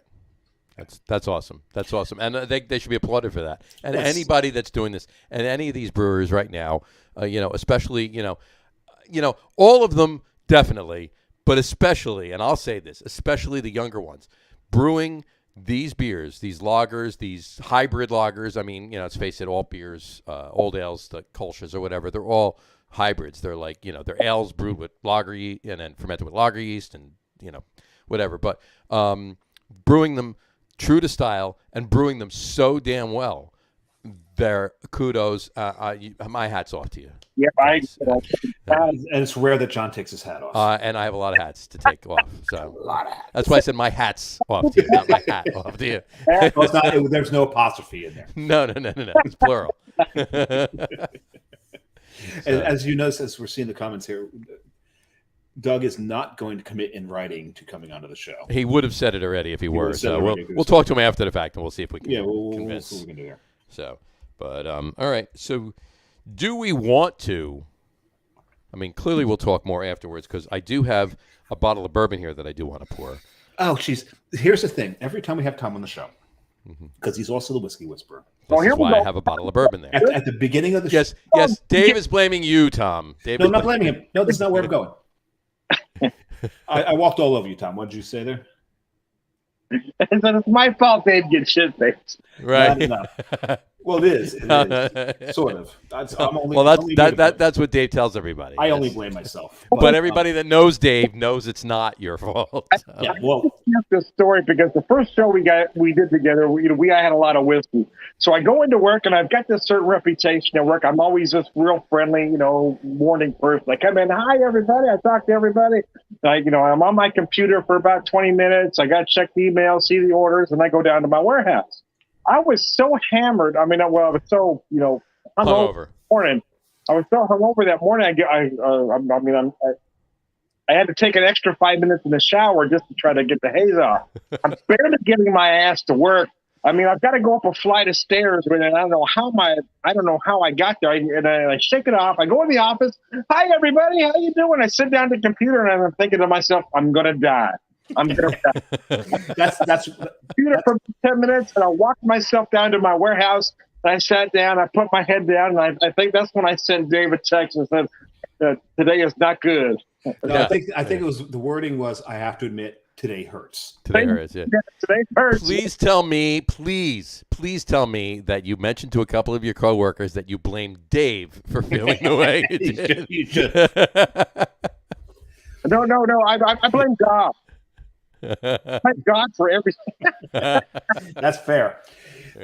And also for that show, I had a running streak of over 40 years of never calling into work due to a hangover. That show broke that streak. There you go. There you I go. did not go into the work. But that was almost a year and a half ago. So It was almost a year and a half ago. So we need to see what we can do tonight. But the point I was going for. I was going through the whiskeys I have, and I've got the remnants of St. Patrick's Day. So I have a little bit of this left. I saw a JMO label. I got the Jameson Caskmate Stout dish. Caskmate Stout, yeah. That's a good one. I'm going to pour 1.5 ounces because I'm not going nuts over here, but there's enough whiskey to say I've had some whiskey with you guys. But the point I was going to make at the top there that led into that whole sorry about that. diversion there was that every time we've had Tom on the show since, we start off telling each other we're not going to drink liquor tonight. Oh, yeah. And every goddamn show, anyway. we drink it anyway. Right. And when I finish with this thing, which is almost a liquor. Yeah, that might as well be. So anyway, before we get into some bourbon conversation before we wind up the show in a little while, why don't we do our top threes? Because we've been foreshadowing things and we've been interjecting movie quotes all night. Before we start to slur. Before we start to slur, let's get this done. Let's before do this I fall now. asleep on my stool again. Exactly. Because we got a pretty interesting top three for you tonight. It's not beer related, but like I said, we've been foreshadowing all night. I've been pushing for like the last 3 or 4 shows that we haven't done a non-beer related one. A non-beer related one. And the non-beer related ones can be a lot of fun. Sure. And we've got a fun one tonight. And we got a fun one tonight. Tonight's top 3 is going to be top 3 favorite movie quotes that we slip into conversations. Not necessarily the top 3 best movie quotes we think of all time, not necessarily, but the top 3 favorite movie quotes that we all slip into conversations from time to time. So we're going to kick it off with, of course, the Beer Whisperer. Please, Tom, kick us off, get us going. And then tell you what the movie's from and let you guess, or? Yeah, no, don't tell us. We'll try to guess. All right. So I'm going to try to channel the actor and I'm not an impressionist by any means, but I'm going to try to channel the actor and the character. Here's the first one. You worry about your own game. Plenty there to keep you busy. Say it again. You worry about your own game. There's plenty there to keep you busy. I'm lost on that one. And I'll tell you how I work that into conversation. At work, someone might make a comment about my job. I say, don't worry about your own damn job. There's plenty there to keep you busy. Somebody says something about my beer. You worry about your own damn beer. There's plenty there to keep you busy. So you paraphrase it. I do. I paraphrase a little bit. Are you Googling it, John?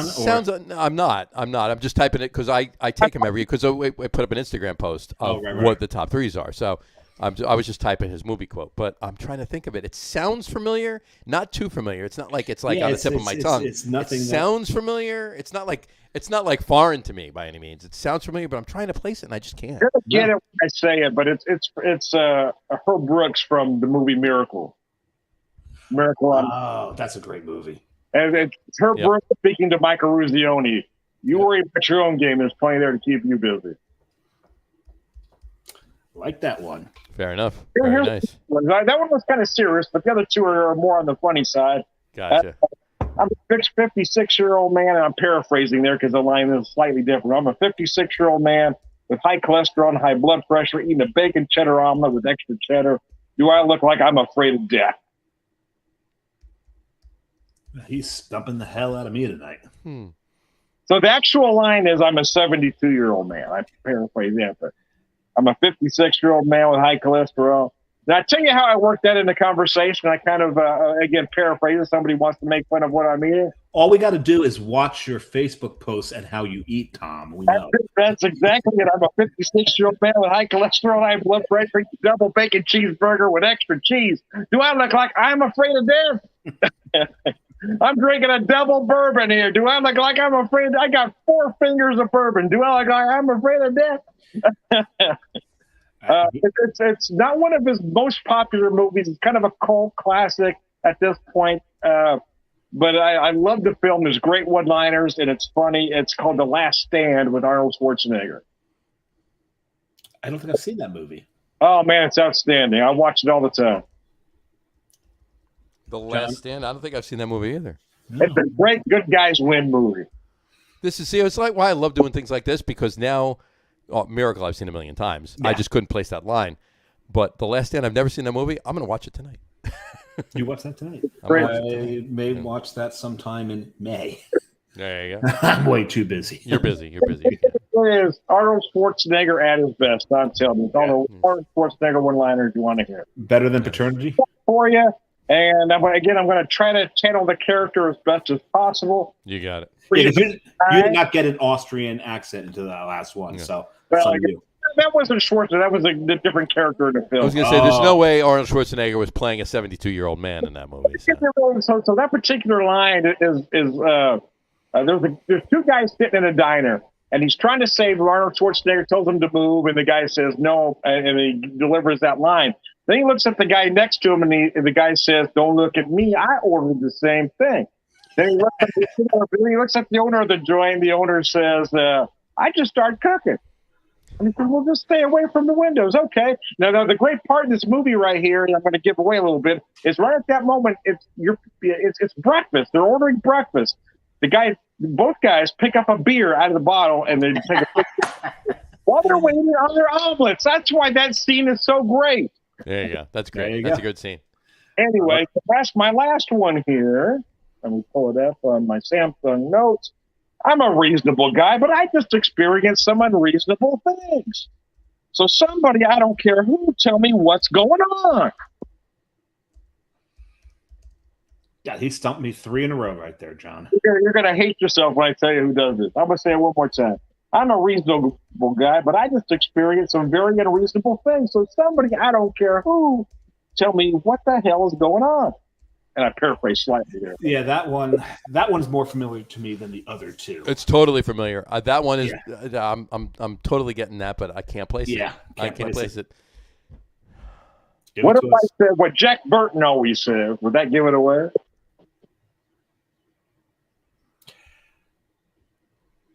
Big Trouble in Little China. I was gonna say I know the name of Big Trouble in Little China. Yeah, Big Trouble in Little China. Yeah. What can I say? My tastes run to the obscure, whether we're talking movies or music. No, that one I almost had. I'm a reasonable guy. I'll tell you how I've worked that into conversation. Somebody says something about you hear all politics or whatever going on in the bar, and somebody else say, "What do you think?" I said, "I'm a reasonable guy." Yeah, you're reasonable things. You're not always reasonable. From my point of view. But from your point of view. For the funny. Sometimes you got to go for the funny. Yes. This is true. All right, Dave, what are your 3? I'll do Doug. I'm going to get to yours as soon as we're done. I'll put your 3 up. Yes, those are good ones. But Dave, what are your 3s? So, of course, because John and I never stick to 3 of anything, even though we call it the top 3s. I've got like 8. So yeah, I've got a bunch of them. I told Tom before the show, I've got so many quotes that I say on a very regular basis that I had to limit myself. Mm-hmm. So what I did is I limited myself to quotes that I've actually slipped into business meetings.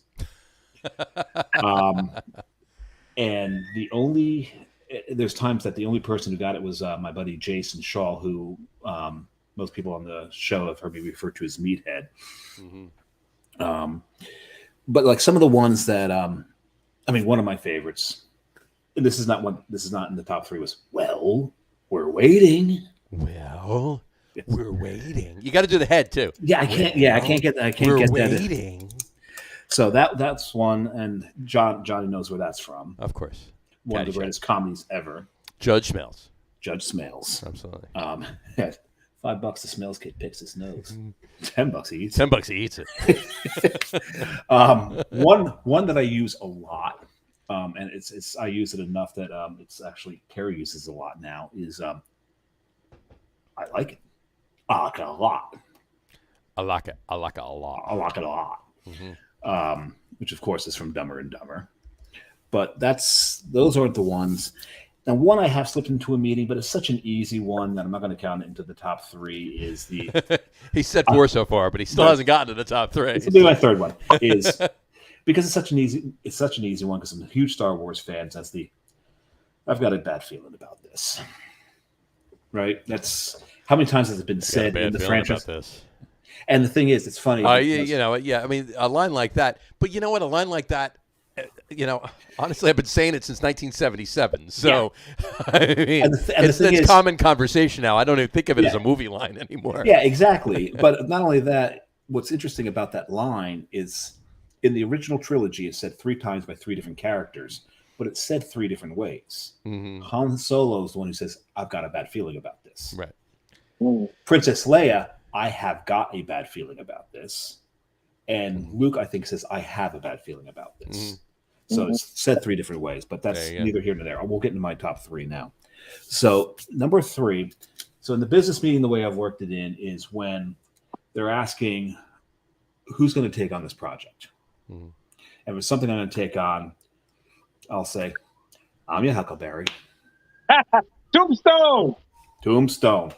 And I love that line, "I'm your Huckleberry." So I've slipped that into a meeting and confused the hell out of a lot of people. But again, Meathead fully understood that line. Oh, that's brilliant. There you go. So, it even, in my opinion, it gets better because number 2 is they'll talk about something like, okay, so this is what we're going to do. We work this up, and this is how we're going to go with this. And they'll go around the room to see who is behind it. Mm-hmm. And they're like, "Dave, I love this plan. I'm excited to be part of it." I love this plan. I'm excited to be part of it. So Johnny knows where that one's from. Of course. That's Ghostbusters.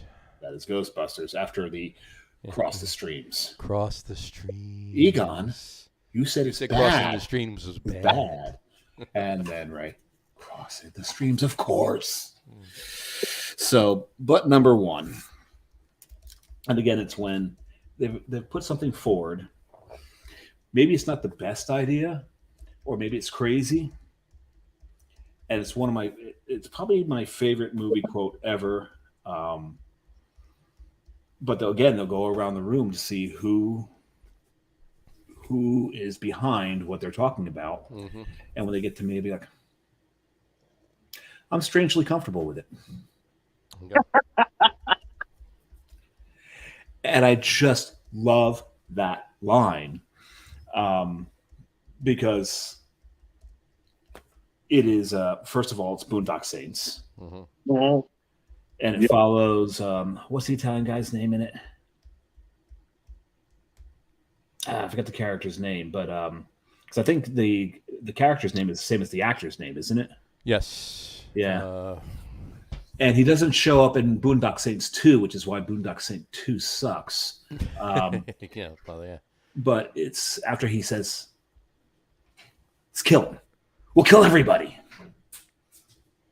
And then one of the brothers is the one who does not show up in Walking Dead, right. Says, "I'm strangely comfortable with it." And they go on the killing spree. It's awesome. And they go on a killing spree, exactly. Yeah. So those are my top 3. I'm your Huckleberry. I love this plan. I'm excited to be a part of it, and I'm strangely comfortable with it. There you go. 3 great lines. All right. All right. So me, I'm a little bit more eclectic. Anybody that knows me, Dave will tell you. It's not something that needs to be in the mainstream in a conversation, whether it's even at like anything that is work related or just in a conversation. If it fits, I'm saying it, and even if it barely fits, I'm saying it. And in these occasions, mm-hmm. I've known John long enough that when he does it, I know what he's doing, even though I may not be able to place the quote. It's like, all right, where's that from? Right. Right. How it's that?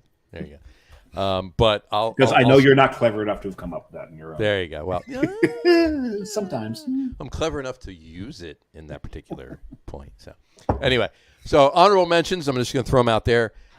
Just globally, I'm just going to say this. My honorable mention tonight, I'm just going to name the movie because there's about 375,000 quotes from this movie. Oh, I don't need to Lebowski? say any of them. No, well, I mean, that would be there too. I'm talking Caddyshack. Of course, Caddyshack. Caddyshack. Yeah, anything, What does this sign say? Yeah. No spitting. Not that sign, this sign. Yeah. Whatchamacallit? And the donut in a hole is Danish. So, Let's dance. I feel like $100. I use that a lot. I do say that. I feel like $100. Would you like to tie me up with your ties? Would you like to tie me up with some of your ties? Tie? Yeah, right. Some Noonan. lines. You can do it. Noonan. Anybody, I use that line a lot. Anybody that, if somebody's like, I got to do this. I go, Noonan. You can do it. Well, and if you remember when we had Jesse from Interborough on the show, he said a lot of his beers are named after fuel trucks. Yes. And when I lived up in Rhode Island, I came across a fuel truck that said Noonan on it. There you go. And I said that to Jesse.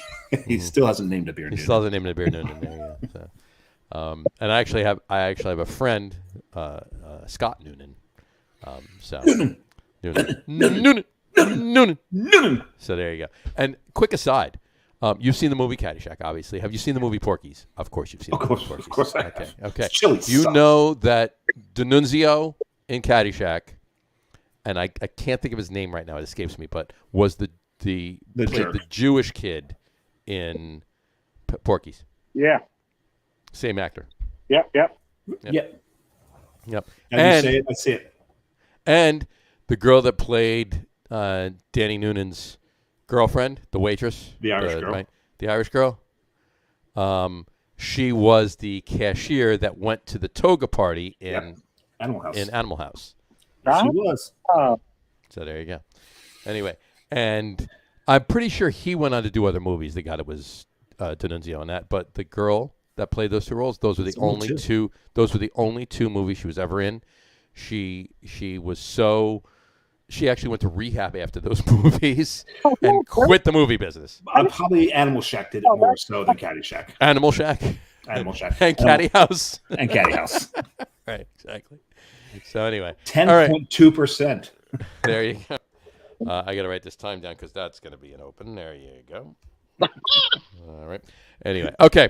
So here are my top threes. And what I did was this. Okay. Like I said, it can be eclectic. It's not like specifically in the mainstream. But it's three different movies. And I'm going to give you the line that there's two lines from each of these movies that are my top two lines. And I say them all the time. I'll give you the one first that I say less than the main one, and then I'll give you the main one. So there you go. Okay. All right. So the first one I say all the time, and Dave and I, we talked about this before, is where do these stairs go? Yes. They go up. They go up. All right. My buddies and I use that when we're hiking. Hiking. Yeah. Hey, where does this trail go? Goes up. There you go. Anytime we see a trail that goes up, that comes up. And the main one that I use from this movie is, listen, you smell something? Yes. And that is from? That'd be Ghostbusters. That would be Ghostbusters. There you go. All right.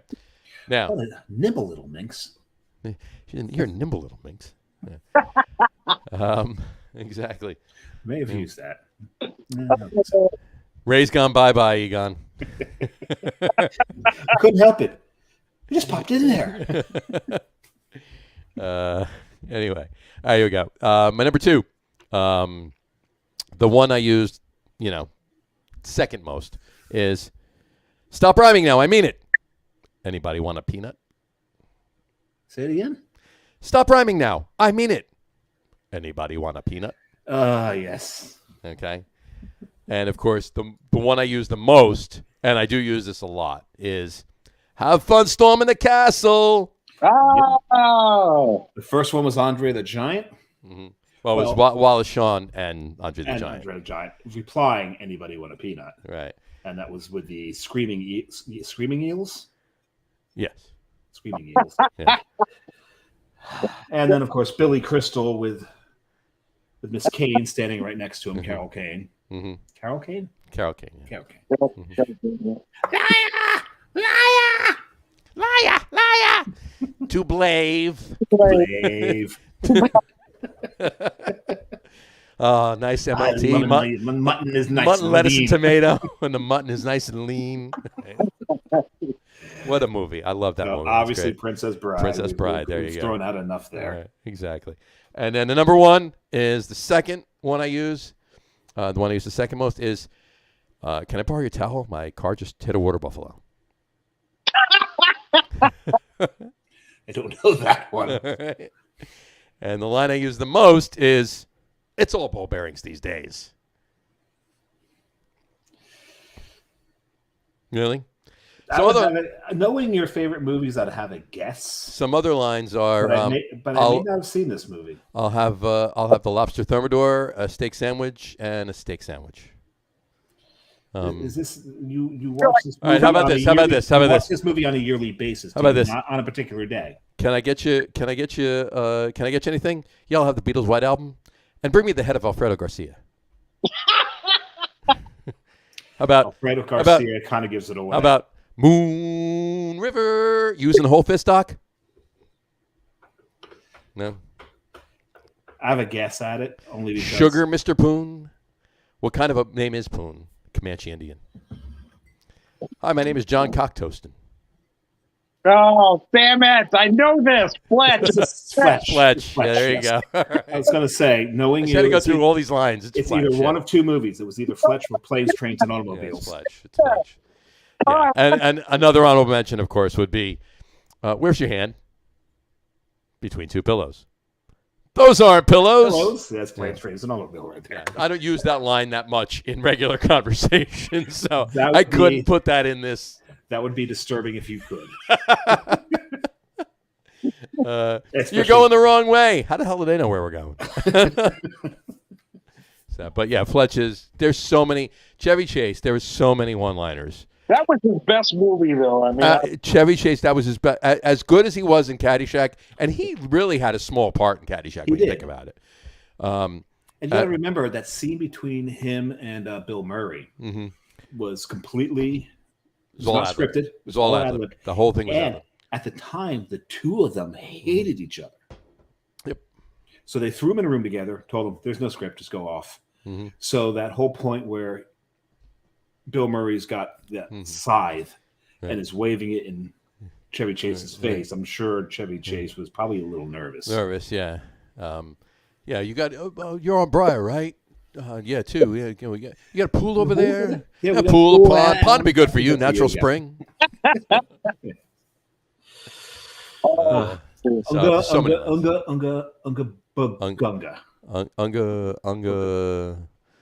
Balunga, yeah. And he said to me that, no, there'll be no monetary compensation, but on your deathbed, you will achieve. No, it was Gunga Lagunga. Gunga Galunga. Gunga Lagunga. You will achieve full enlightenment. Total consciousness. Total consciousness. So I got that going for me.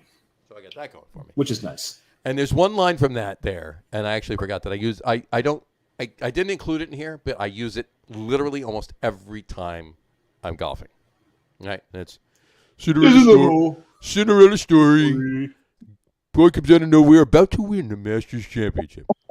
Looks like a miracle. It's in the hole. It's in the hole. And every time you're at the ball washer, oh, Mrs. White.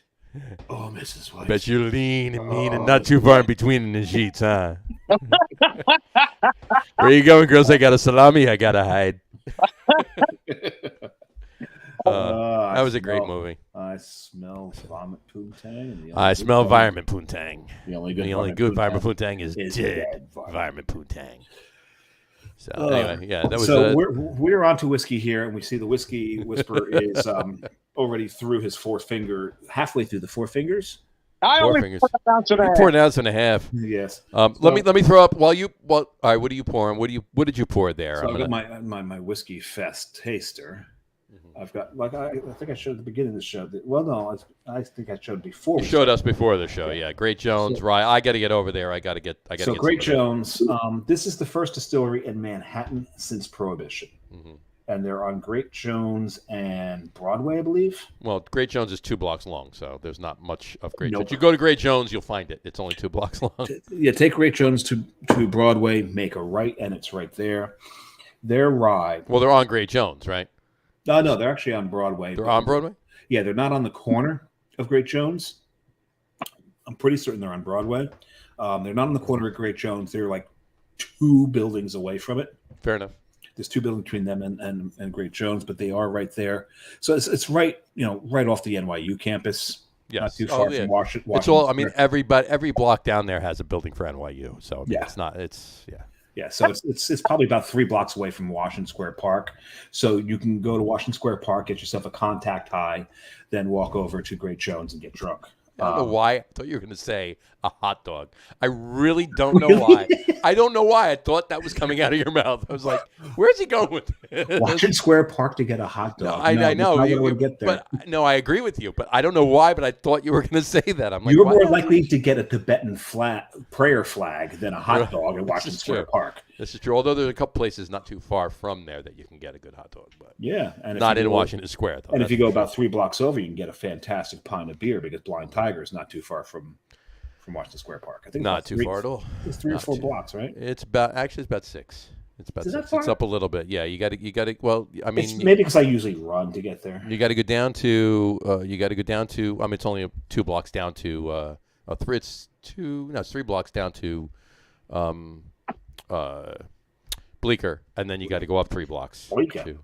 Bleecker. Go get yourself some Bleecker fluid. There you go. While you do that, before I'm drinking this. I poured little down here. It's near me. Asbury Park Distilling.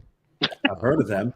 They're right near the fest hall. Yes, they are. They're right in the fest hall, basically. It's bourbon whiskey, but it looks very light in color. It's double. Well, that's because there's only a little left of it. That's why. But then again, it's lighter than my rye. There you go. It's a double barrel bourbon whiskey. So. And what they do too is after they age the bourbon in these barrels, especially the double barrels, they'll take them and they'll age their gin in it. Oh, they have a bourbon barrel aged gin that they release, and they actually make an old fashioned with the bourbon barrel aged gin. That's amazing. See, there's a story in Kansas City that does that as well. It's called their double barrel gin, barrel gin. Tom's in Kansas City. Oh, it's amazing. It's so good. So John often says he is a Schwarzbier whore. I am a Schwarzbier whore. He may be a bigger gin whore than a Schwarzbier whore. Oh, absolutely. Yeah, absolutely. So if I bring a bottle of gin to your house, I'm likely to get lucky. Is that what you're saying? Oh yeah. He'll. It's like his hand might be between 2 pillows. Those aren't pillows. I knew that. I would be remiss if we did not mention Doug's comments too. He's got 3 lines that he uses all the time. I'll throw them up really quick. These are nice lines. These are pretty good lines. He says from Goodfellas. Now go home and get your fucking shine box. There you go. And of course, I said the line before. My actual favorite line from Goodfellas is, "Funny how funny I amuse you. I'm a clown." So. There you go. It's the line. It's not my favorite line. It's the line I use more from. It's the best known line. It's the best known line. So there you go. His second one is from Roadhouse. Right boot. Got it. Yeah. There you go. There you go. The training. Oh yeah. And then of course, his number 3 or number 1, however you look at it, from Ghostbusters. That's a big Twinkie. It's a big Twinkie. That's a good one. There's so many great lines from Ghostbusters. Yeah. Is this true? Yes. This man has no dick. Until the grid was shut off by dickless here. Is this true? Yes. This man has cats and dogs living together. Mass hysteria. But and I like the it was actually from Ghostbusters 2, the mayor. What's his face? Vito. Margulies or whatever. But the mayor, he says, he's talking to the chief of police, and he says, and the chief of police doesn't believe him, and he says, I had a 45-minute conversation with Fiorello LaGuardia in my bedroom last night, and he's been dead for 80 years.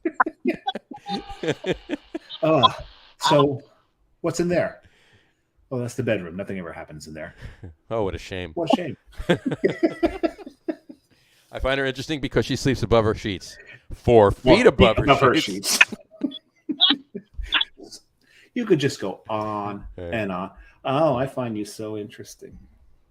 There you go. I collect molds and spores. Oh yeah. Anyway, so would you like some? Yes, have some. Yes, have some. Yes, have some. Would you like some? Yes, have some. Yes, have some. Anyway, that's good. Who does your taxes? Moranis. But I digress. I digress. All right. So, all right. Enough of that. Let's go back to some beer. Beer. We're drinking whiskey. I meant libations. Let's leave it at that. Libations. There you go. Things that'll make it hard to get up for work tomorrow. This is true. So, Alex. What's that? We're 2000, Alex. Things that make hard to go work. Come on.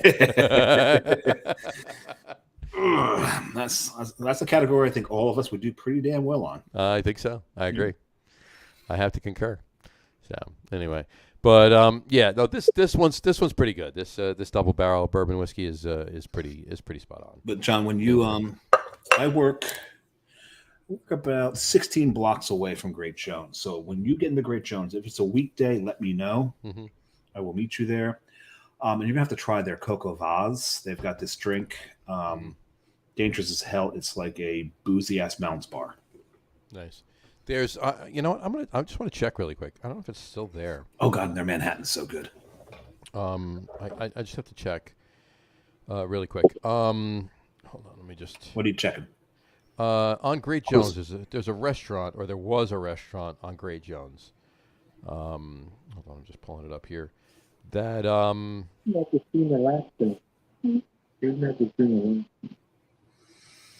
Mrs. Whisper. Yeah. It is still there. Il Buco Elementary. Buco Elementary. Yeah, it's so it's basically around the corner from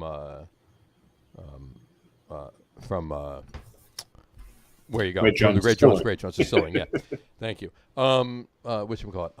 I know somebody that used to work there and went there a couple of times. The food's actually really good. They have really good Italian. I was going to say that there. Is a meats there, but here's the thing: they have great Italian meats. They have great Italian food there, but they also have great Italian beer there. Yeah. So we're talking. So we're talking something more than Moretti. No, yeah, no, more than Moretti.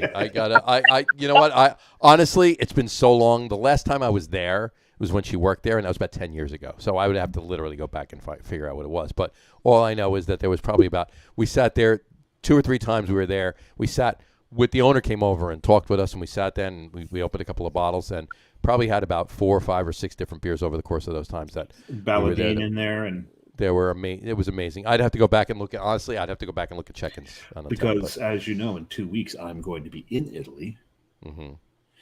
So we've talked about a few things about that trip that I will be stopping in Munich first, and we were going to do a live feed from when I was in Schneiderweiss. But I'm not getting up at 6 a.m. Yeah, but we came to our attention. It's going to be 6 a.m. I'll be having lunch and drinking Aventine. And nobody's going to watch it at 6 a.m. either. So no. So what we're going to do is I will go Facebook Live. No one will watch that. Mm-hmm. And it will be on Beer Samurai page, but John will share it to the locker room page when he drags his ass out of bed at around 1 p.m. You're funny, 1 p.m. Well, actually, it'll be after 1 p.m. My time. Of course. Because it might be, you know what? It might be 1 p.m. your time. I usually get up between 7 and 8. So yeah, it's about 1 p.m. So we'll be posting that up there. That's really looking forward to that. And then when we're in Italy, I'm going to work on being able to do the show live from either one of the bars or maybe a brewery. Mm-hmm. I don't know. But why don't you tell everybody why that's an interesting thing, though? Because if you're in Italy, right? Yep. At 6:30 here when we start the show, what time is it in Italy? 6:30. We never start at 6:30. Well, whatever. I'm just saying. At 6:30 when we start the show, what time is it in Italy? So if we start the show at 7, it'll be midnight in Italy. And why is it? And you're going to be in a brewery at midnight, Dave? Yeah. So here's the whole thing about Italy. Even on a Tuesday, they're open till 2 a.m. Yeah. Breweries, not bars, not restaurants. Breweries and bars, but not just bars. Like California. What's that? Sounds like California. There you go. So actually, more than likely, it'll be a bar because I'll be staying in Pordenone. Pordenone is close to the Aviano NATO base, and they have a lot of bars that cater towards the different NATO countries. So there is a German beer garden there. There is a Belgian beer store there. There is a place called the King's Arm, which is a British pub. So probably wind up doing it from one of those locations because I think at least from the King's Arm, I think I can really stagger back to the Airbnb from there. Mm-hmm. So we'll be reaching out to them first to see if maybe we can do it from there. Nice. That'd be cool. We'll see. So more information. Well, Dave will be live from Italy in 3 weeks. Oh, wow. Yep. 3 weeks. The week before that, Matt will be filling in for Dave once again because I will be in the air while we're doing the show. Now, but that will be the day I will be in Munich, Mhm. or as the Germans call it, München. Munchen, yeah. München. Mhm. Probably having some schnitzel, maybe a wurst or two. I'd have some schnitzel and a wurst. And, What's the worst that could happen if you have a schnitzel? You can schnitzel all over yourself. There you go. So, but yeah, it should be interesting. So we're looking forward to that. Probably more than anybody. Oh well, right you're looking forward to it more than I am. I'm looking Yeah. forward to the show just because it's going to be a cool show. Dave's looking Yeah. forward to it because he's going to be in friggin' Germany and Italy. So Yeah. And the weird thing is, this is the first time that I have planned a trip that the number of wineries exceeds the number of breweries. far exceeds the number of There breweries. you go. It's going to be. I'm actually might lose weight because, as we know, wine does not have as many carbs as beer. Mhm. But I might wind up getting drunker than I usually do. Because wine gets you drunker faster than beer. Yes, and it goes down so easy. Mm-hmm. Because I'm leaving that one alone. How are you? There's those Tijuana hookers, Tom. I'm leaving that one alone. I'm leaving that one completely alone. So, but yeah, there they are.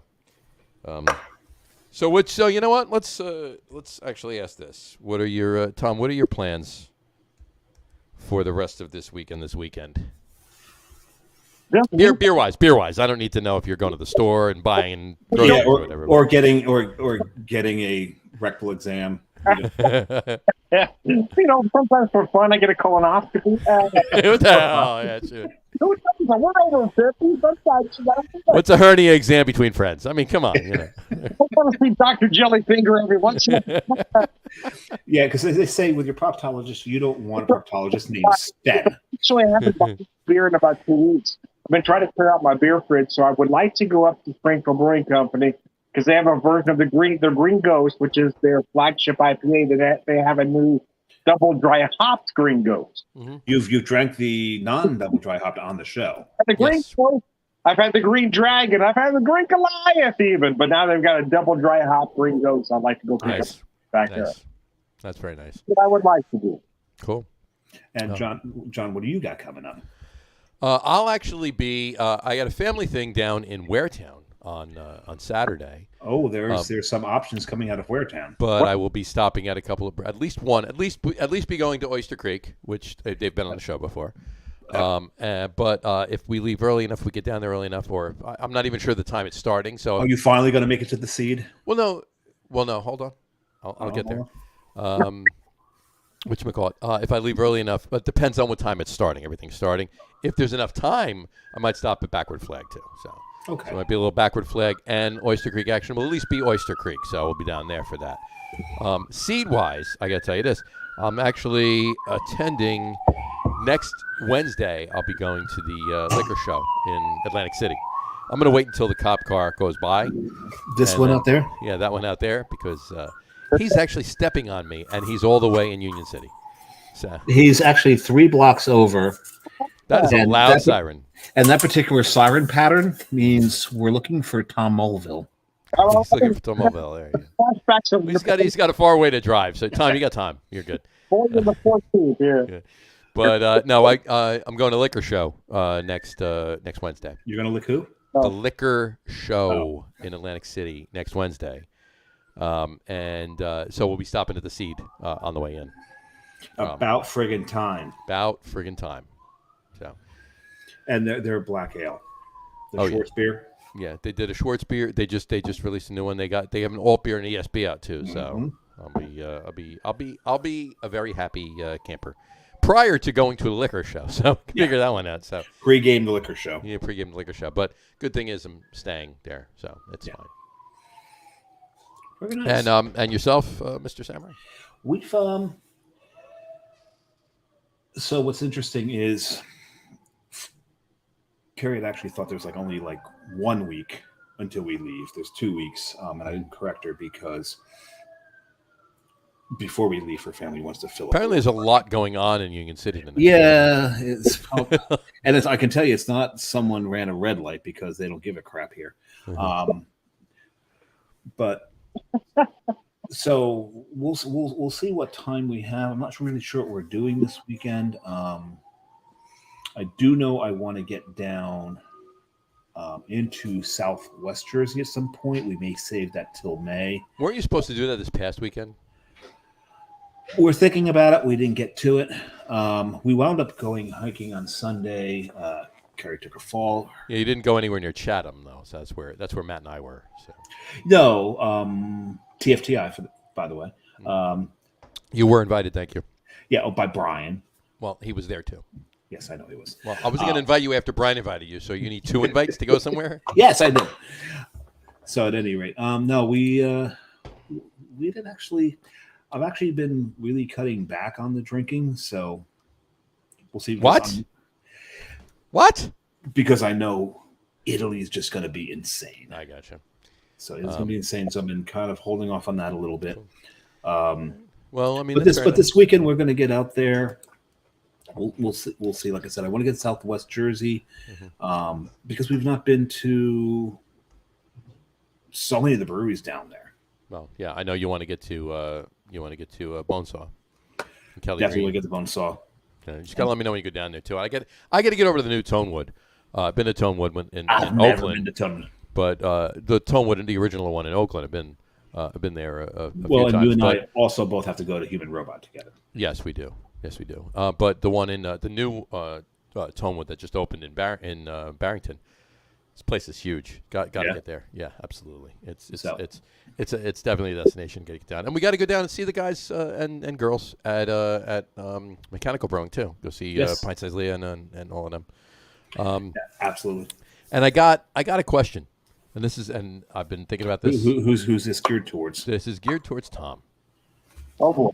You're up, Tom. Anyway, we now a while back, I don't know, maybe it's a couple months ago, a man who we shall not mention his first name on the show, but I will mention his second name, his last name actually, not his second name, only because just to let you know who we're talking about, and that would be Mr. Carton.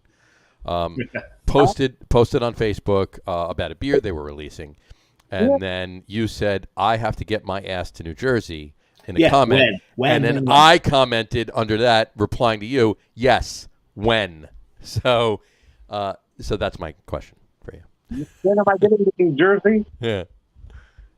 Well, the honest answer is not this year, but I would love to get out there to see you guys. I mean, there's no way financially I can find a way to get there this year, but we can work on it. I think that's a good. I think it's something to work on. And we're still putting together a couple of trips. So I mean, it could very well possibly be meeting up in Missouri before you come to New Jersey, and that's fine. It's possible. And I know one thing that's on John's and my hit list is making it to far west Texas. Yes, we got to get down there. So I got to ask you guys a rather stupid question because I've never been out to that neck of the woods. So how far apart are you two? About an hour and a half, if tops. Well, here's the thing. As the crow flies, we're about 40 minutes away from each other. Yes. But New Jersey traffic, we're about an hour and a half away from each other. Well, no, by the highways, we're an hour and a half. We could try to meet in the same brew pub at some point. Oh, of course. Here's the whole thing. It really depends upon the season. Right now, we're about an hour, 15 minutes away from each other. You get into the heat of the summer, especially a Saturday or a Sunday, and we're probably about 15 hours away from each other. There's so many people driving down the Parkway and the Turnpike coming down here or whatever. But the best time of year to get out to you two. Best time of year would be not in the summer. Yeah, so early May. There's better beer like everywhere else. I mean, there's better beer available in all other parts of the year than June, July, and August. Yeah. Well, maybe not August because some of the fall beers are coming out in August, but you know what I'm saying. In the winter, so what's the best time of year to get out there? I'm saying either early May or September. Yeah, September, October, or April, May. October. Yep. So early fall. Early fall or late spring. Yep. Mid late spring. Let's put it this way. So May actually might be the best time. Yeah, because it's either prior to Memorial Day or after Labor Day. Because the people from New York and Philadelphia do adhere to Labor Day, Memorial Day being summertime. The beginning and end of summer. Yeah. So my wife's birthday is May 21st, and mine's the 24th. So There we you go. take some time off along those days. But that would be about the beginning of summertime for y'all. This is true. Yep. This is true. So, yeah, I mean, but that's before Memorial Day, technically, because Memorial Day is always after the 21st or the 24th. Memorial Day on the Jersey Shore is an absolute shit show.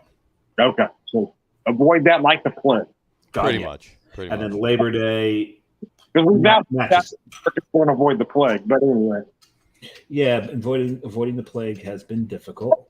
This is true. Avoid the plague. They will run headfirst into it.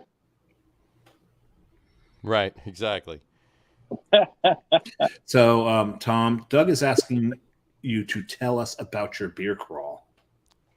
My beer crawl. Oh, I got to put that up. Hold on one second. Yep, throw that up there, Tom. Oh, yeah. John. Absolutely. And also, your birthday is May 24th? Yeah. Isn't that Victoria Day in Canada? Is it? I believe so. Is it? Yeah. So, and more on that later, but we don't have to bore everybody with the reason I know that. So we'll talk about that afterwards. But Doug says, tell the guys about our beer crawl, Tom. There you go.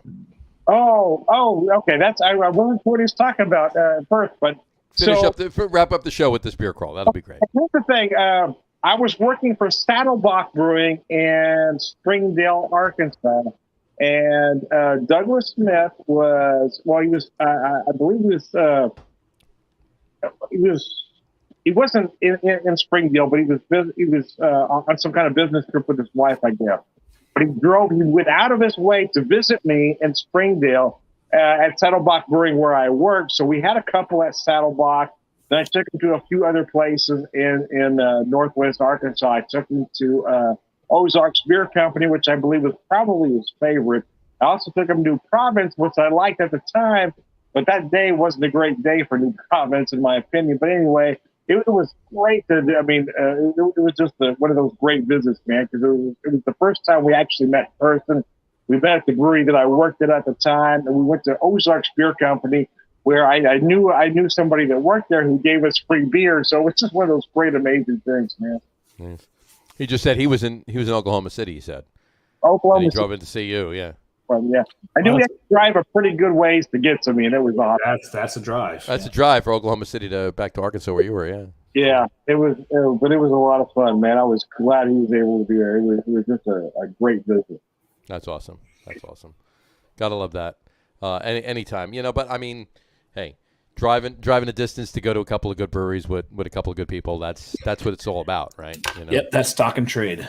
Exactly. Well, see, I forgot to confess something here. Is that Doug was driving. We hit all these places. We had to have a beer, but my wife was driving me. I wasn't driving. I was going to have her, but I wasn't driving.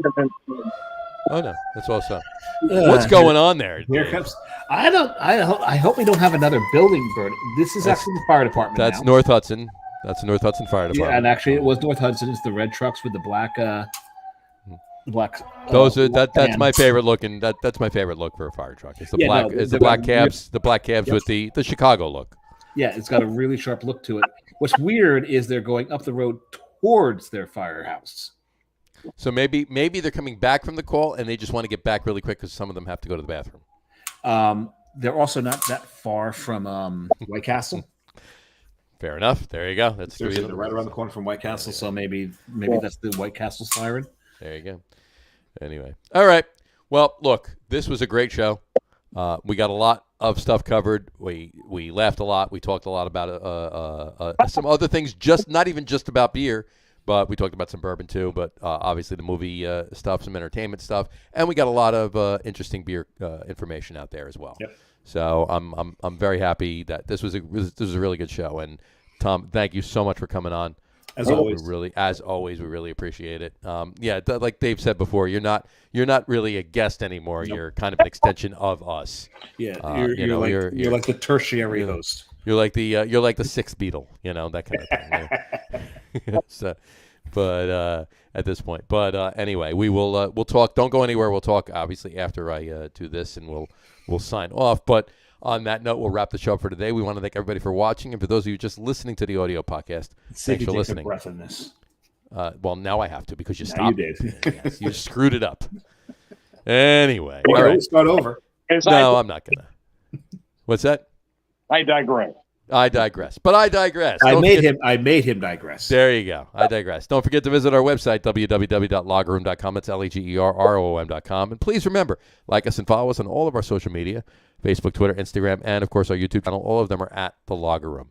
Remember, we go live with the video podcast on both Facebook and YouTube every Tuesday night around 6:30 p.m. Eastern Time, unless I have issues with my car Or Or his computer. or my computer. And or, for those, or time. or Dave's running late or whatever. I'm But never running late. sometimes Once. you do. You twice, maybe. It was Anyway, but but for those of you who just want to listen to the audio podcast, you can do so on Idiot Apple the Idiot Podcast. The Idiot Podcast. That's which us, is the Idiot Podcast. Which we may need to It's change pretty the much name true. of this.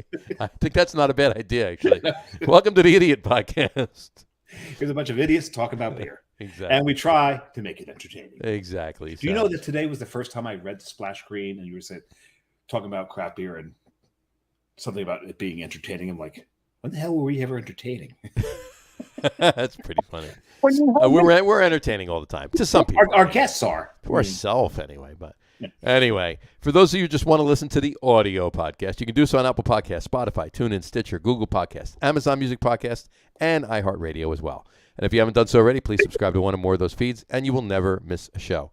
Again, thanks for following along with us. Have a great rest of your week. Have a wonderful weekend. Tom, again, thanks for coming on the show. Thank you so much. As always, a great show. Have a great rest of your week. Have a wonderful weekend. Drink a lot of beer, but drink responsibly. And we'll talk to you soon, folks. Have a good one. Cheers. Yeah, well, maybe next week. Maybe next week. Maybe. Well, next week. Guest? We do have a Next. guest. I think so.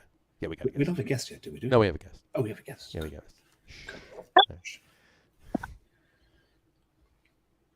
and